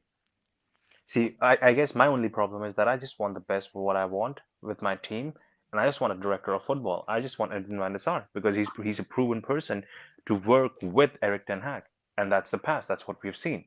I just want him. Okay. Okay. No, go on, Dan. No, I'm just saying, like, there's a reason why we're linked to Frankie De Jong as well. That's why I say Casemiro was a ETH signing, because Casemiro is a destroyer, and then you've got Frankie De Jong, which is an 8. Do you understand? We need an 8 because Ericsson is not doing it. That's why we're linked to Frankie De Jong again. Do you understand? There was no need to link us to Casemiro because you don't even know behind the scenes they could have got it sorted already. They're just waiting for Frankie De Jong to see what he's doing as well. Do you understand? So they can play good together. That's what I think. They can play. That's what he wanted in the midfield. Frankie De Jong and Casemiro. That's what I think. That's what I think he wanted. Do you understand? No, I don't. I personally don't think that's what he wanted, because when we are spending on, we're still linked to him now. We're spending 50 million on Martinez. We're spending 100 on Anthony, and we're spending 75. That was the agreed fee on someone like Frankie De Jong. I don't think we had another 70 lying around, and I'm not even considering Malacia in here. We did not have another 70 lying around for Casemiro. That was not happening. If we bought them for the price that we was quoted first, we would have 70. But we did not. Million. I don't do if, buts, and maybes. I'm talking about what I see. But you've just been saying if, buts, and maybes the whole conversation. Now you're saying if, buts, and maybes. Oh, come on, if bro. he could, are you seriously gonna compare two different conversations over here? But you've been saying if, you said there's no ifs, buts, and maybes. But I'm just, when I put it in, it's a problem now. I don't get it. This is what I'm saying. Like, because you're saying that we had that money, knowing the Glazers, this is the most money we have spent, and the quality players we got. I don't think we had the budget to have Frankie De Jong and Casemiro both come in at the same time. Maybe different windows.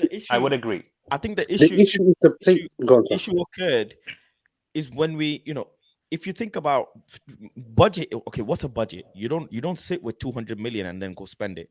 You say, I am going to look to spend players up to the value of 200, but I will pay it over the years. Man United always do that. It's called credit. That's what we do. Credit. No players we've bought, we've actually paid the money out yet. Nobody's been paid for.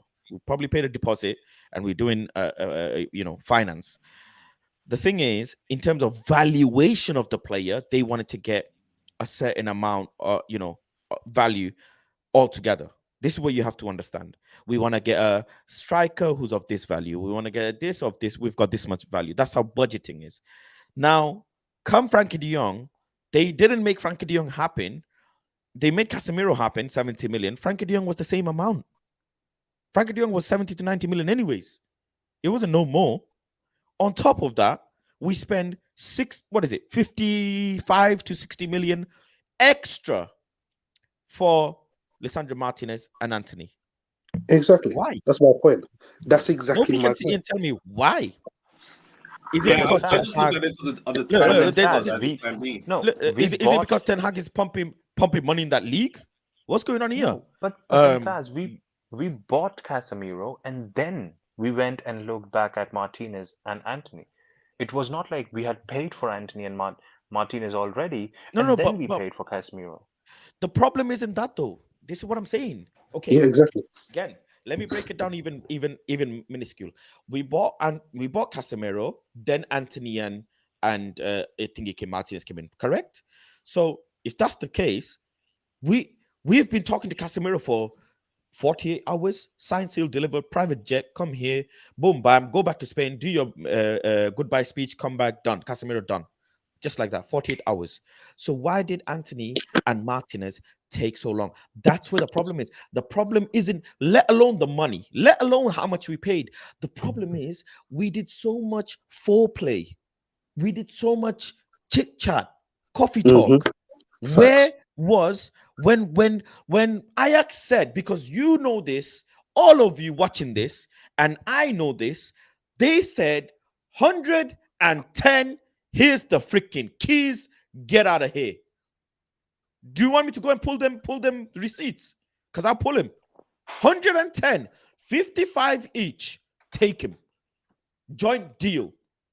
Anthony and Martinez were ready. Anthony said in the interview, like, I'm the most craziest person here. I have to remind people. Anthony said to the club in January, bruv, if a deal comes of this much million, whatever it is, let me go. Let me go. Deal Exactly. came. Exactly. Okay, now I'm even cooking a bit more. 120 was on the table. Let's not forget. 120 was on the table. Said, okay, 120, take two players. We paid 57 million for Martinez. We paid 70 odd million pound. These are pounds for Anthony. Why?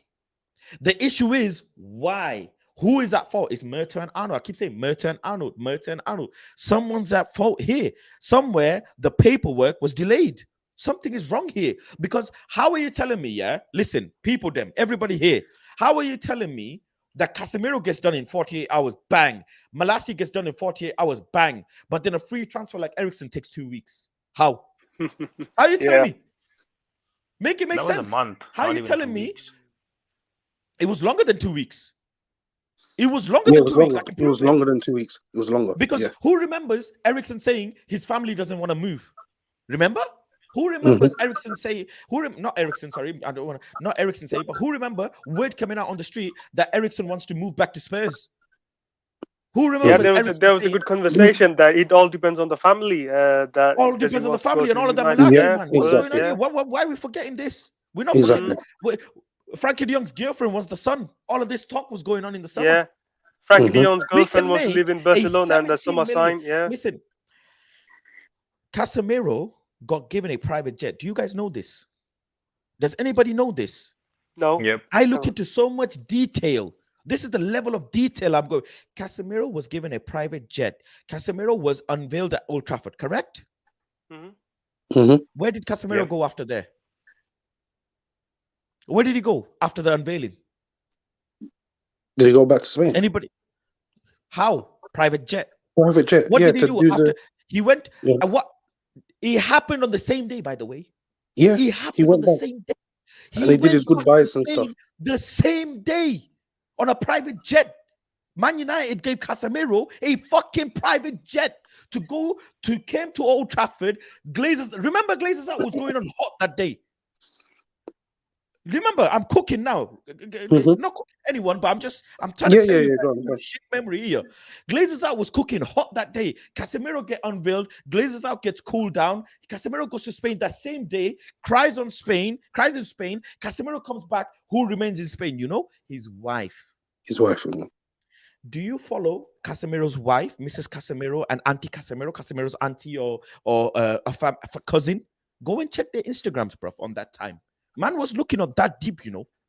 I was looking up that Casemiro got brought in. The private jet was left in, dropped Casemiro back to Manchester so he can go to training. Went back to Spain to collect the wife and kids and his shopping bag and everything and his clothes and brought them back. So if Man United were doing dealings at that level, where bish bash bosh done, Malacia bish bash bosh done, what you telling me about Anthony and Martinez? Why did it take time? Something is not right. When the players were made available, Gravenberch, transfer window opened. Before it opened, Bayern had Gravenberch in a Bayern shirt. Yep.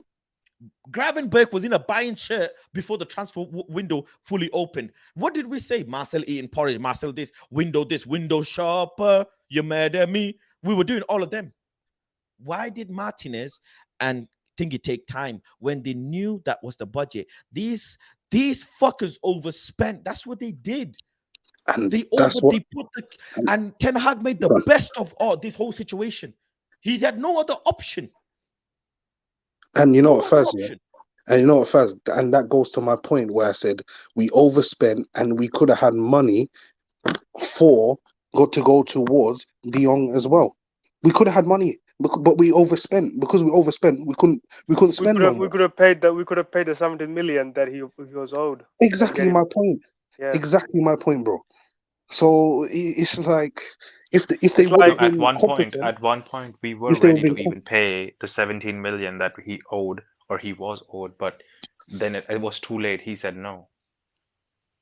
that's Bro, what I'm saying. If frankly these men were speaking, Frankie competent, de Jong's situation was very toxic as it is. Report has just exactly. come out of managing Barca saying Barcelona need to reduce their wage bill by 200 200 million. million. Yeah. They cannot pull any levers. Mm. With all due respect, I don't follow managing Barca. I don't believe what they say because they were doing a lot of bogus talk over the transfer window as people do, Yeah. But one thing for sure is Barca did all the levers that they could, and they're now at the Champions League. So whatever you tell me, whatever credit line they have, it was based on them staying in Champions League because they needed to do well in Champions League, and they came out in the fucking group stages. So it is long day for Barca. That's all I know. They In can't the they can't league, on sell the it. other hand, They can't sell anything anymore. So they have to sell yeah, the biggest players I don't know now. what else. I really don't know what else they can do. But as it And they stands, have to balance Barcelona out. are, They have to balance out 200 million. So yeah, they Bro, Barcelona at the moment, they would happily sell Dembele to one of a club to a at club the like moment, us for 70 million. just by goal difference alone, they are top of the league. Real Madrid and Barca are tying, with points, but just by goal difference, just by goal difference, Barcelona is top of the league. But I believe Barcelona will not be able to sustain the number one position in La Liga this season. I feel like Real Madrid eventually will pull through. The main concern for Real Madrid is obviously trying to find another forward here's the thing, because though. So right now, Manchester United hasn't got anything going on for January transfer. Do you think something is cooking in the background? They're looking deep somewhere that we don't even know. Can this happen? Like it all could of a be. sudden, Listen, Nah. something like somebody from Juventus or Barcelona comes like, "Whoa, didn't say that thing." I mean, there's always of course, there's always a possibility of these things, Mm. but the fact remains is whoever comes in at this moment, I'll be very honest with you, I'm more concerned about where the money's coming from Yeah. than There's no where summer the player's budget. There coming is no from. summer budget. Yeah. So Listen, you could get any player at the end of the day. If I offer you a player that can score a goal, be half decent, yeah. are you Yeah. gonna take him right now? I will take him. I don't Yeah, take if any player. by credit or anything, I will take him. No, Yeah, no, I'll I'm just take saying him as by a credit. player, if I offer you a product right now, like this can get you by until summer, would you take it? Yes, You take it. yes, yes. But Yeah. now comes the baggage with it. The baggage is credit card done maxed out. The baggage is we don't know what the investors are saying, the shirt sponsors are saying. Saudi pulled the plug. There was Yeah, that 1.1 was billion weird on the though. table. That was weird. Literally Yeah. 1.1 on the table. And in came Ronaldo, signed for and you know what? Funny thing is, yeah, I'll be honest with you. Add 2 plus 2 again. You lot know I love a bit of football I think conspiracy theory. yeah, I I think don't I know like what you're God. saying. normal. I think I know what you're I gonna don't like say, Faz, but normal go on. conspiracy theories, but I love a football conspiracy theory. Yeah, because I speak to my Mhm. friends, agents, and whatever, and there's a lot of politics that happen. This guy, Ronaldo, said the club was making money out of him. Mhm. And what was it was the shirt sales that we all thought. Mhm. But did you check the EPL, that EPL tweet? Who was on the Saudi sponsor page on the screen? Yeah. Who was it? Yeah. Add Mhm. 2 plus Saudi 2 here. tourism visit Exactly. Saudi And thank tourism. you. Who was on the fucking picture? It was none other than Then Cristiano Ronaldo. Ronaldo. And he Mhm. Was said in that a the picture interview, though? I didn't see that. I didn't see him. Was it it a was picture of him with his Bro, Ronaldo? collar that's He up was him like with the this. shirt. He was him with the that's the Man I United most. just shirt I and just the saw the Okay, red shirt wait, with the Saudi in the middle. Just a shirt wait. No, no, no, no, That's no. the There is most. another tweet.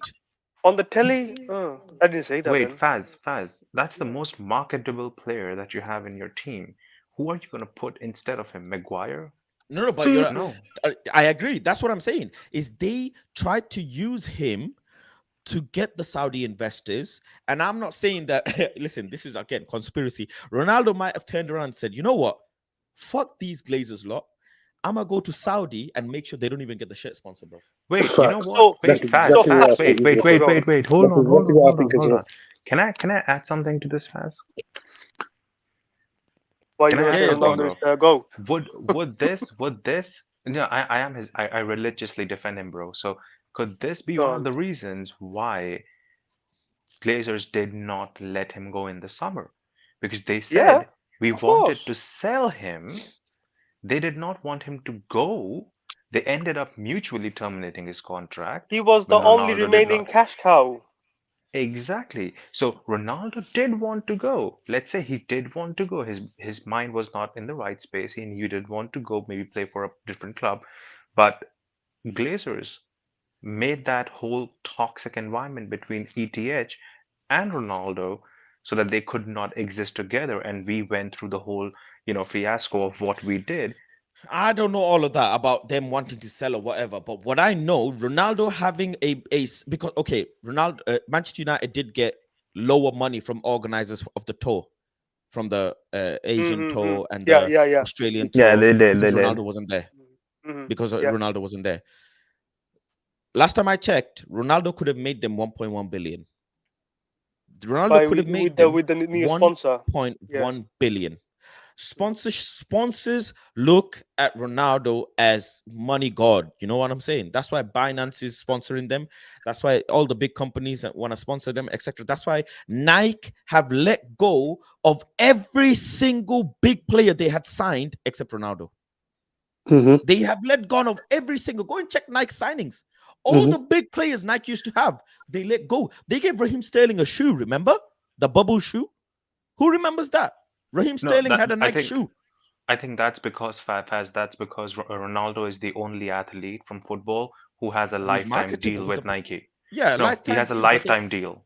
Yeah. yes, that's correct. That's correct. But this is when it's business. There's no such thing as lifetime. I'm You telling know you. what? When When it's I money saw that involved, you tweet can from pull the the plug. when I saw that tweet from the EPL that Telly on with the Saudi tourism, I thought there was this chat between Abram and the Qatari investors talking. So Saudi pulled out because maybe the new owners will be Qatari or Dubai. So Saudi doesn't want to invest in Manchester United anymore. If you're saying that Ronaldo going to These things, okay. Saudi, By the way, people may think, during the World Cup, Joel Glazer went to there, and then hmm Joel Glazer, Twerking. drummed this talk up. It's not. No, you're getting it wrong No, again, or getting it this was way twisted. before that because Thank Ronaldo you dropped that very much. interview. Thank you Ronaldo dropped that very interview much. before the World Cup. Thank Mm-hmm. you very much. This Mm-hmm. talk, you're dealing with 1.1 fucking billion. You're not gonna talk and print something over 4 weeks. You're gonna be doing that over 4, 5, 6 months. This talk was going on for a long time. And why? And okay, to add to the conspiracy, even though I don't like to say conspiracy because it's actually facts. This is factual information in front of all of you. Who pulled the plug on the Saudi investment? The Saudis, Who pulled it? Yeah, but what Saudis? Who? the The Saudi Saudi tourism Tourism group. The Authority. tourism The authority. Yeah. Tourism Authority, not group. No, no, no, no. This is not group. If you live in the Yeah, I'm UK, sorry. I'm that's sorry. like I'm saying, sorry. you know what I'm saying? The authorities. These are The government main people. official who Yeah. deal with tourism in the country said, bruv, that company cannot invest in that country. That's how it's not like the company pulled the plug, by the way. The tourism authority, the people who it's a governing decide body. which Yeah. The governing governing body. body of the The ones country. that That's right. overrun everything. That is Yep. right. There you go. That's the tweet. That is the Right. tweet. Okay, I didn't say the first one. Right. Okay, I The saw the second You Saudi one. didn't see it. Tourism Authority. Yeah, this is not. This Yo. is not. This is not the Saudi Tourism Company. This is not the Saudi Tourism Committee. These are the official. These are the feds. They're the feds, bro, of tourism. They said this is the HMRC. You know what I'm saying? Mm-hmm. Their man has said, Proper things, big stop man. the negotiation. They stopped it. They stopped the negotiations with Manchester United regarding sponsoring the club's shirt. There was a tripartite meeting between the club CEO and the representative of the authority, Anas, and the representative of social responsibility expert of Saudi. And the initial contract was supposed to be signed this week. And the authorities said, yo, the negotiation must be stopped. Why are we Why am I going to invest in another country when the biggest player in the Coming to world our country. make it make sense? Mm. Make it make Coming to sense. our When the country. biggest So player in the world is coming to our country, why are we going to go and pump money in there? makes You sense, know yeah. what? Saudi tourism is going to be popping because people, which market, right? Think this is again, I go deep with this shit. Which market in the world has not been able to see Ronaldo with their eyes? Middle East. Thank you very much. Yeah, Middle East. Yeah. And people Thank people you from all over very Middle Middle East. East, and they got much. No, money. wait. They got money to Middle spend, and East. they will Who's spend been their Middle money. East. Who's At been the same able time, to see Ronaldo year in year out? Which market? England, The Europe. European market. European market. England, thank you, but the European European market. market. Yeah. Ronaldo played in Spain for decades. German fans could go to Spain in a train. Belgium Portuguese, fans, everyone, yeah, French everyone from fans, Europe. Portuguese fans. Europe is a hub. Transport Europe to Europe is cheap. European fans got the best of Ronaldo and Messi. Now, the Asians and the Middle Eastern fans have not been able to see Ronaldo. Why I am can go to I Saudi. being on? Thank you, Rich. So you can go even. See, you can go. Why am I? And I bet ticket is cheaper for you to go to Saudi than to come to Europe as well. So Yeah. Oh, why am absolutely. I Even the visa. going to pump? Why am I going to pump 1.1 billion in the European market when my asset is here? And And I why was don't I pump reading, the money and I in was the reading Europe? that At the Al same Nassr is time, looking for a winger so that they can feed the ball for Ronaldo to score goals. And imagine if he starts scoring goals in that league, people will be coming all over Asia, Middle East to see that guy only. And the tickets will be cheaper at the end of the day. And Middle Eastern people, they got money in their pocket as well, so they will come for and every one And game. there thing we was forget, a sure, go on. Faz, I think 2030 World Cup, the bid is from the Saudi. That's Yeah, correct. Saudi, yeah, big time. So Yeah, they're it's a building 5-year up, deal. He will play for and 2 years, and then the rest 3 years he'll be an ambassador. Messi's doing the same, by the way. Yeah, Messi is doing the same as well. That's correct. I mean, that is very normal. Amir Khan has done it in terms of boxing. He's in Dubai. He does WBC Middle East, being an ambassador for them. He lives out there. So athletes do that towards the end of their career, becoming an ambassador. So it's nothing crazy. Especially the highest level athletes who performed at the highest level, you can expect that from them. I wouldn't be surprised to see Zlatan at one time, maybe dealing with Italian football or something. I won't be surprised, or Mourinho dealing with Portuguese football at the end of their career. So it's only fair and right. But you have to look at things in the utmost detail when you're going at this level. Let me read through some of the comments quickly. There's a lot of comments. Everything wrong with this club is just falls on the board. By the way, if I miss your comment, I do apologize, because there is a lot of comments. So if you do want me to see your comment, you can always put a super chat in so I can pick up any important comments. There's so many. I'm managing Barca with the football manager game. They got 1 billion debt. What else? I'm expecting to sign young players like Chelsea are doing right now in the summer. We can't keep waiting until these talents hit 100 million and then buy and then buy then. But listen, don't. I want people to understand. Martial or Kubi Mayo, says Cabs. You know the answer. I don't want people to get carried away with this Chelsea stuff. Listen, Chelsea, they want private parking and they want the car valet at the same time. They're on different level. Todd is spending money because he's new. He's making the fans happy. He's what is Todd doing right now? Do you know Todd is building his squad based on him making his fans think we have great owners? Yay! In a market where no football fan in the world wants American owners. Am I correct? Am I correct? Yeah. That's true. No football fan in the world wants American owners. So what is Todd going to do? Everything freaking possible under the sun to make the fans go, yay, look at, you know what? In America, we trust. God save America. Make America great again. That's what Todd is doing. And imagine if he doesn't get the return in investment, top 4, top 3, and titles, then he's gonna back out. He's not gonna spend like he's doing now anymore. We'll find out, innit? No, We'll find I out. don't think Todd is the type of guy to back out, but I think Todd is the type But of he's guy, not gonna spend by like the he's look doing of now it, in is January, especially he'll in change January, managers. like he's spending. Yeah. He'll change So, managers with a click of a finger. I have never seen a manager I have never seen an owner give a manager their players only to pull the plug. That he's a was fraud absurd. anyway. That gaffer is a That fraud. was I call him a fraud. absurd. Who? Graham Potter, Yeah, he's a fraud. Thomas Tuchel. No, Potter. I mean, yeah, Graham Potter. he's a fraud. He should have stayed up. Yes, He there should have was a stayed at picture of Brighton. Ronaldo with the shirt sponsor. Yeah. Hassan, I keep hearing Ten Hag saying we need to find creative ways to work in the market. Lord knows what they're cooking back there. Look, creative ways can only mean a few things. One of the creative ways is a hijack. It is creative, you know, because you see, when you want a player, it's called smokescreen, right? It's called jabbing without actually landing the jab, because you use the jab to establish distance, and then you reach out and throw your right hand. Manchester United could be jabbing at players, but only for them to target someone else. It is a great Yeah. way of swaying attention away in the transfer market, Precisely. that we are actually linked with this. So they might be saying, oh, my Thuram and all of this, João Felix, and then boom comes another player, because we had nothing to do with Malacia, and boom came Malacia, right? It might happen, but nothing to do with Casemiro. No business in signing Casemiro. In came Casemiro. So it might be the case that where he's saying, there's a couple players that we want. Hakpo was one of them, possibly, and because we spoke about Hakpo openly, or Hakpo talk was a bit too much, Liverpool came and swept up. That's what clubs do. This is football business. This is football business. Let's see if we You can have see sure a that happened with madness. Diaz as well.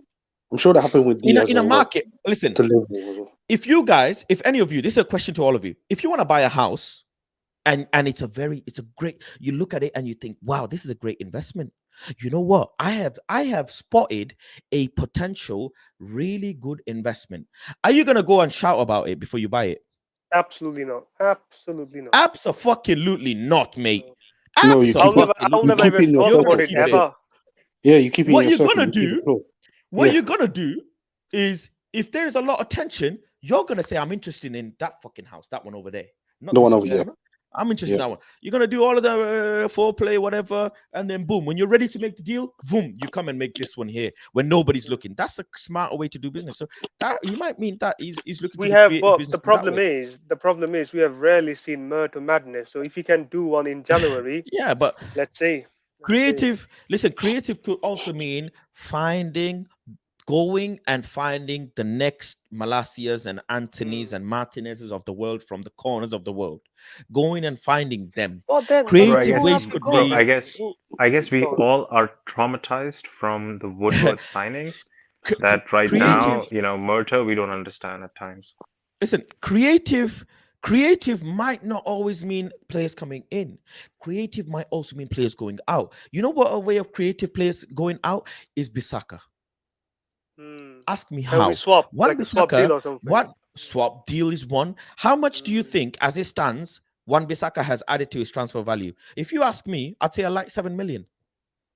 Yeah, I'll I say like about 7 10. million. Yeah, I'll say Seven, about yeah, 10. As I'll it say about stands, 10. Luke Shaw's added another, if Luke Shaw's price tag I or don't whatever want it him is, to go, he's added though. like 5-7 million. You don't want him to go? Nope. Who? There you Who's go. that? So the Wan creative Bissaka? marketing, Yeah. so the creative business is working. It's working. The fact that you always don't want liked him him, to bro. go, the fact that you don't want him to go means what Ten Hag is doing is working. That's the most important thing. It's working. No, So I've always wanted Aaron Van Bissaka at the club. Once Dallo showed me what he can do, I just wanted him to be the backup. That's all. I yeah, just did not agree when listen, Malacia there is played no over backup him in as a football. right By back. the way, in football, there's no backup. Nobody's a backup. You got to be ready to go. Yes, There's a no squad backup. player. It's a Yeah, squad at all player. times. Yeah. Yeah, You're a when you squad change the player. tire of your car, you expect to go 70 miles an hour when you hit the gas. You don't expect to go 10 miles less because you swap the tire. You expect it to be the same. It's a it should be not If- like for like, but the performance output should be same. So the many ways of creative way could be making money off the youth players, selling the likes of Elangas, selling That's the likes why of Ten Hag got control whatever. of the youth players now. So yeah. He I'm sold very, everybody very, wants. very We, happy. we don't sell players. We don't have to. No, we did. The last player we sold was Garner. Yeah, Everton. yeah, And Jimmy that Garner. was Yeah. James, Yeah, that's facts. well, Dan James, and before that was. But Dan James wasn't our player. He But wasn't an academy we're talking player. about the youth. We're talking Oh, about you're the talking youth. about the youth club? Academy, Yeah, okay. academy Academy, players. yeah, In right. terms of academy players, it's important. La Masia. How do the La Masia function? They function on a 50-50 percentage. Does anybody know the 50-50 rule in La Masia? No. I don't. Go on. Okay. So the 50-50 rule in La Masia is Piqué talks about it. A lot of the La Masia heads used to, talk about it. But where La Masia went wrong a few years ago is they had so many players that they didn't get rid of.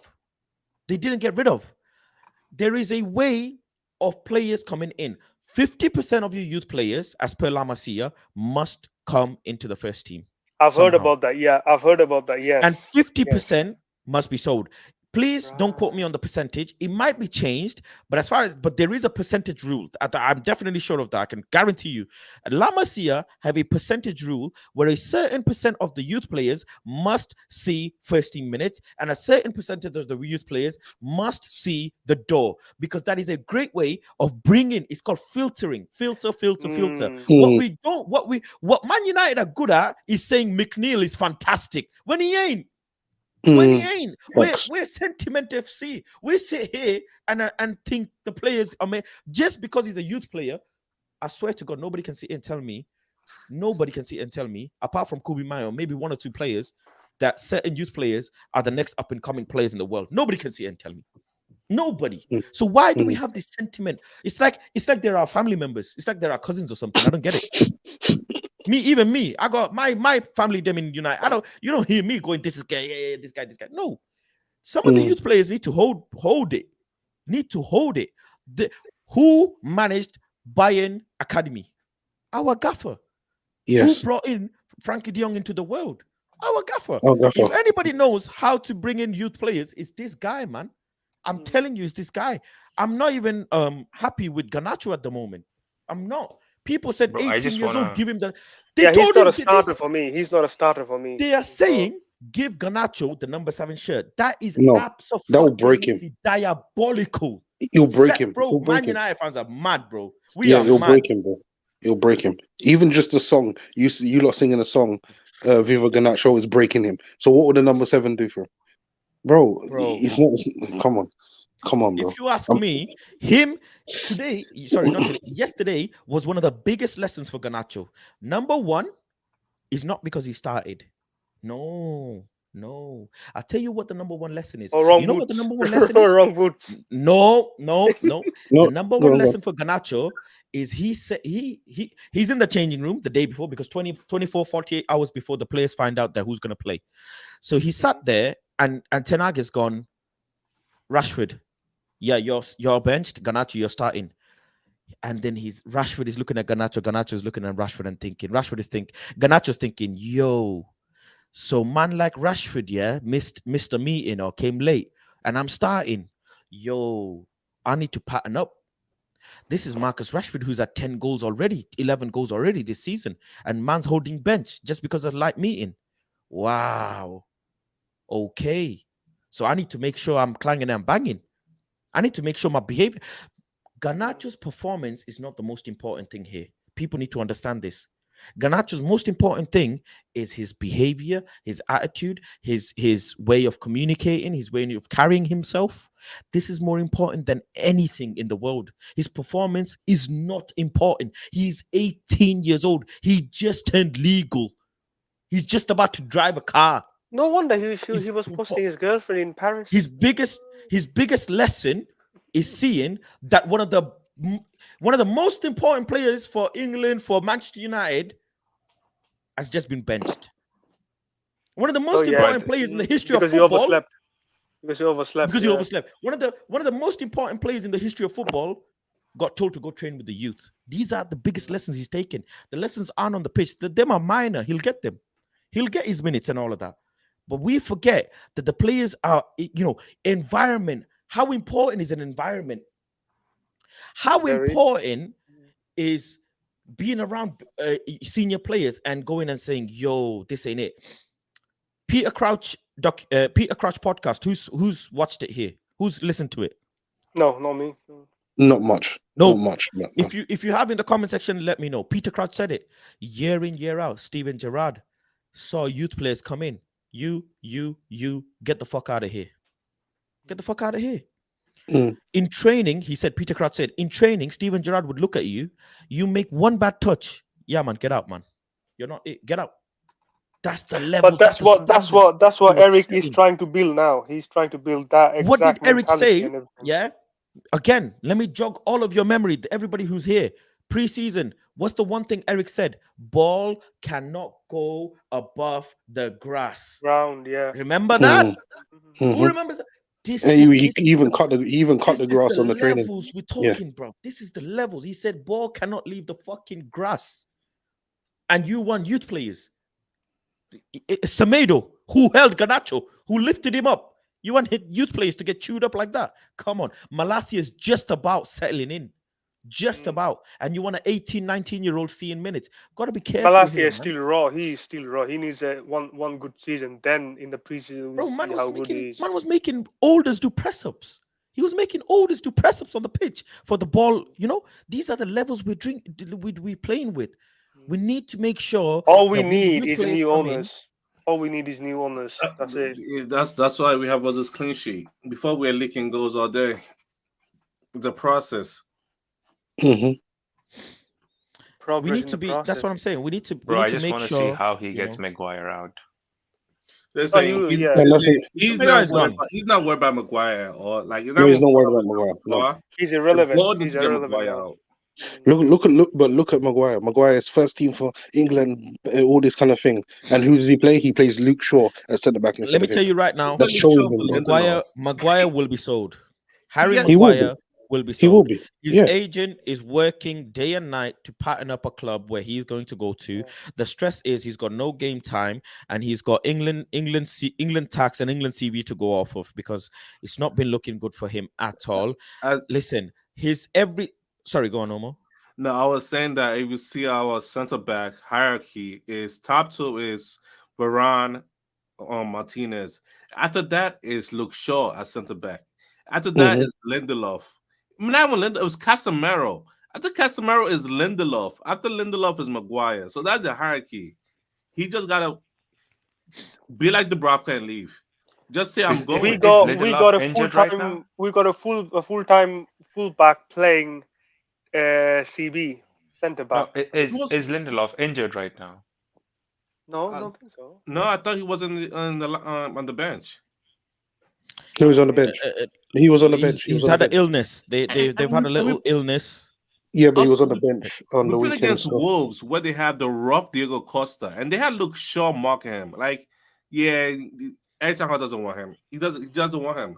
He's not gonna tell you, but you should know. And you know Just what? look for your club. And the thing what Faz was saying about the grass and they can't come off the. If you look at the way that Maguire and Lindelof pass the ball, they don't pass it on the grass. It's always in the air. But if you look at the way Luke Shaw and Martinez pass the ball, it's on the floor. Varane. Varane is zipped in. Do you understand what I'm saying? So you can tell he doesn't want him, and he's gonna go. I think the only player that kind of gets by passing, above as well. I think it's Fernandes. But even he's toned it down. Remember the Yeah, No, he he's toned it down. Yeah. Yeah, he No, but even then even but then I also he saw was him he was doing that flick sorry. the other day. I think Fred gave him the ball. He did that flick. It was a good I pass think the if it had midfield gone are the through. other one that could do over the top. Especially when No. you're playing fluid front three or false line football, balls can be in the air because you ain't got a No, it can't be. striker. It has to be to You feet. don't have a It has to striker. be.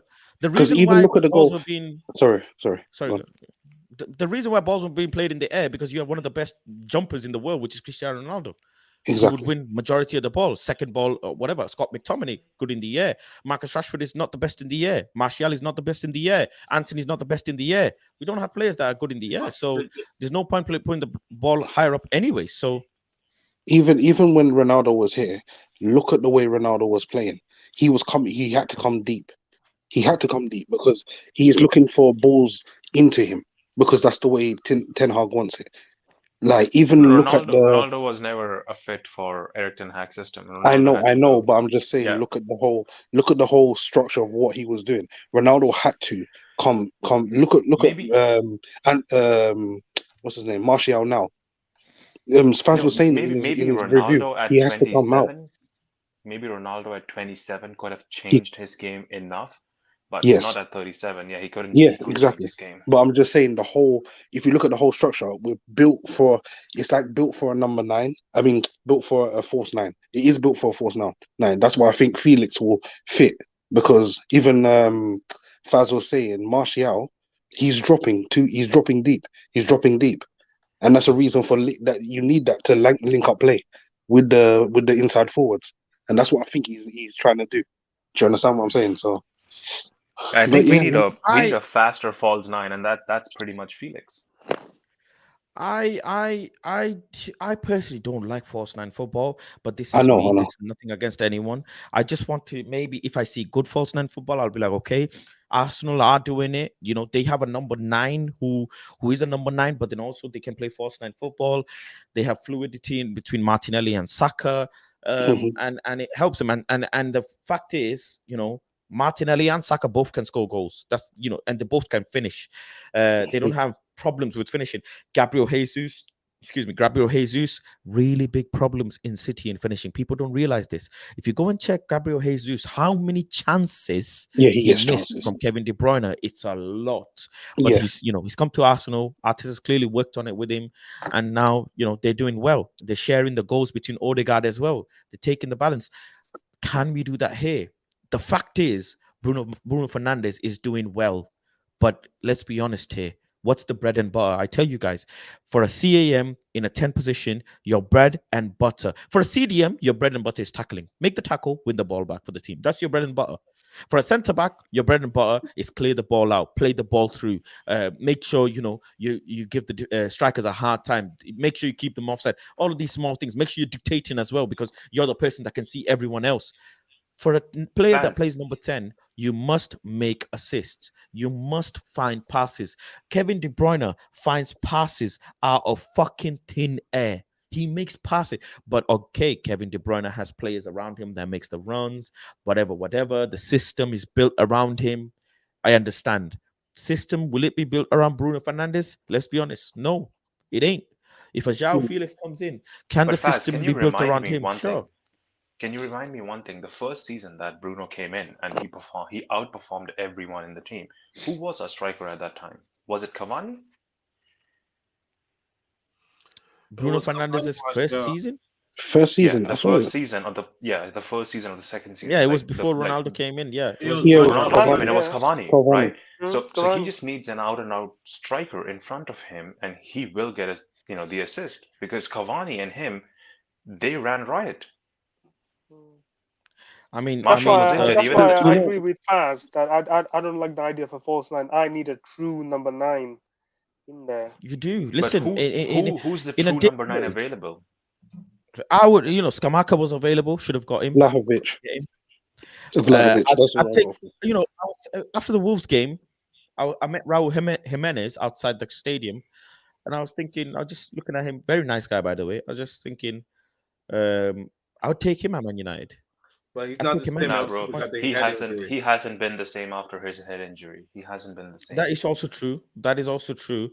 But at this point, to see us You need through, if Jimenez was available, I'll just take him to see him through. we just need What, number 9 we ain't that got we ain't got a player. We are missing a forward. Literally Yeah. missing a forward. we just We need don't our have, like, number 9 that's gonna have like 10 touches in the game, but the one shot on target he get is a goal. Vlahovic. You know, That's what I think.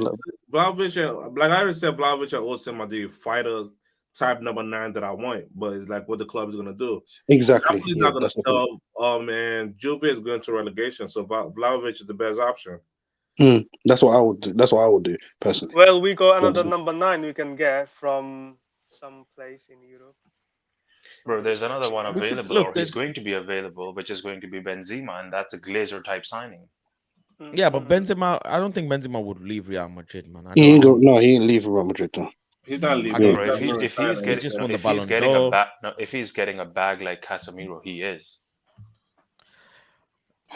He's getting a bag He now. lot mentioning he Ben- lot not mentioning Memphis, bro. Memphis. What about him? Benzema is not an getting. out and out number 9.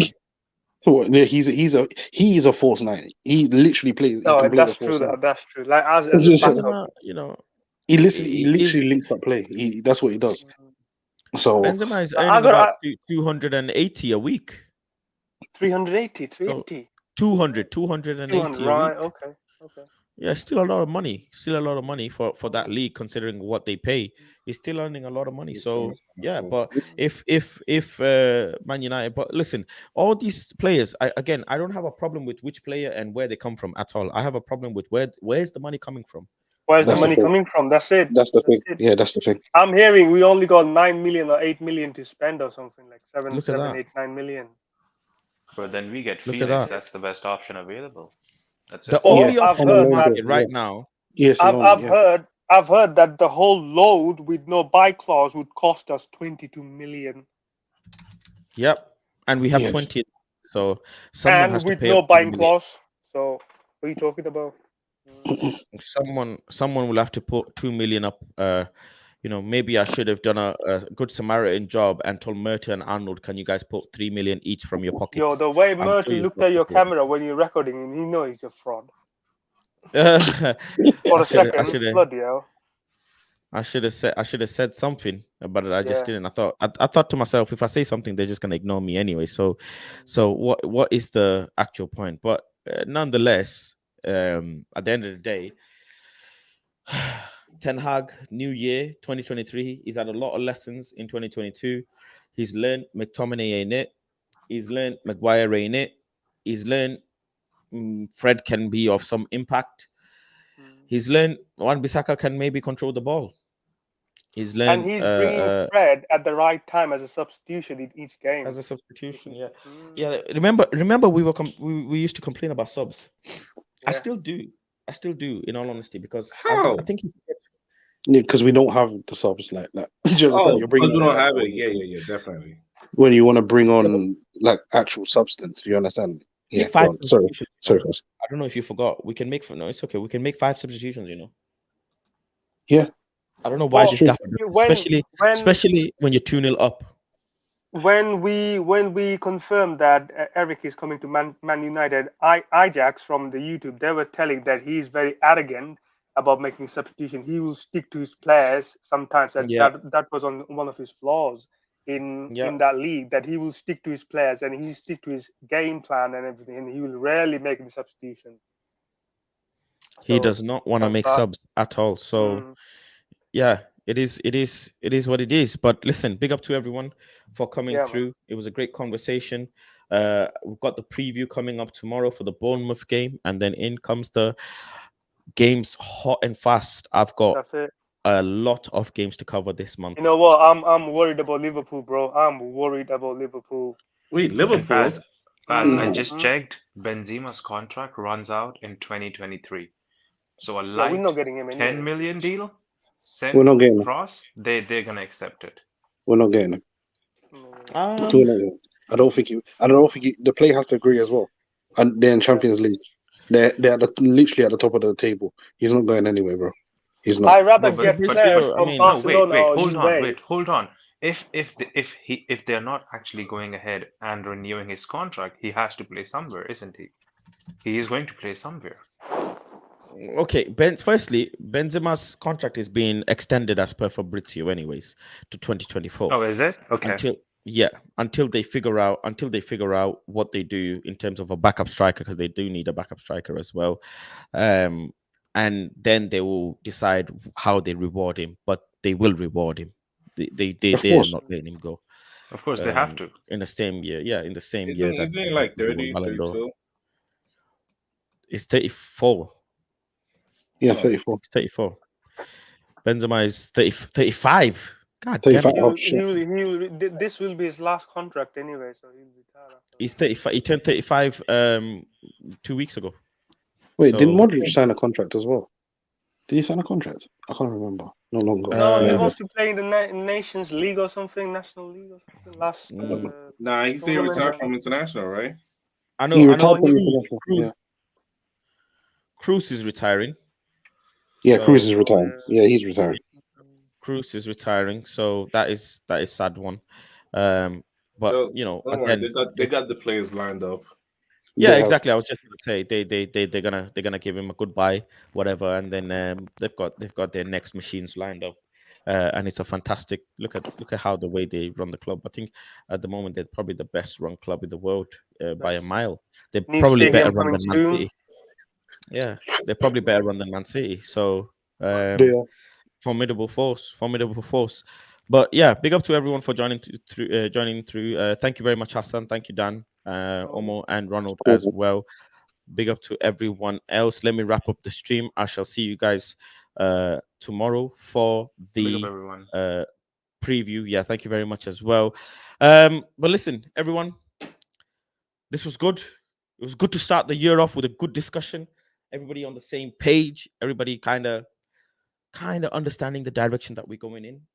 But one thing for sure, that whatever Ten Hag has in plans, it will all come into fruition based on the situation about the takeover and the investment. That's the number one thing, because we need new players. We need players to go. Some will, some won't. You know, a lot of players that we think need to leave, they may not end up leaving, because Merto and Arnold did say we won't have the same level of activity. It's a lot of, thinking. But 2023 is definitely going to be a better year for Manchester United than 2022 with this manager as well, and considering what he has done so far. And I hope 2023 is very good for you all as well. I hope you get what you deserve in 2023. I hope you put out good into the world and you get that back, because that's what it's about. We spend a lot of time praying for what we wish, praying for what we want rather than praying for what we deserve. And I think one thing that we need to be doing, and a lesson I'd like you guys to take from today's stream, is start praying for things that you deserve. If you've done the work, you're gonna get it. But if you haven't, stop praying for things that you want. That's one thing that we get wrong. But yeah, big up, peace, love, and guidance. See you guys tomorrow. Take care. My João Felix video will be out later on in the early hours in the morning that you guys can watch. Take care. I'm out, man.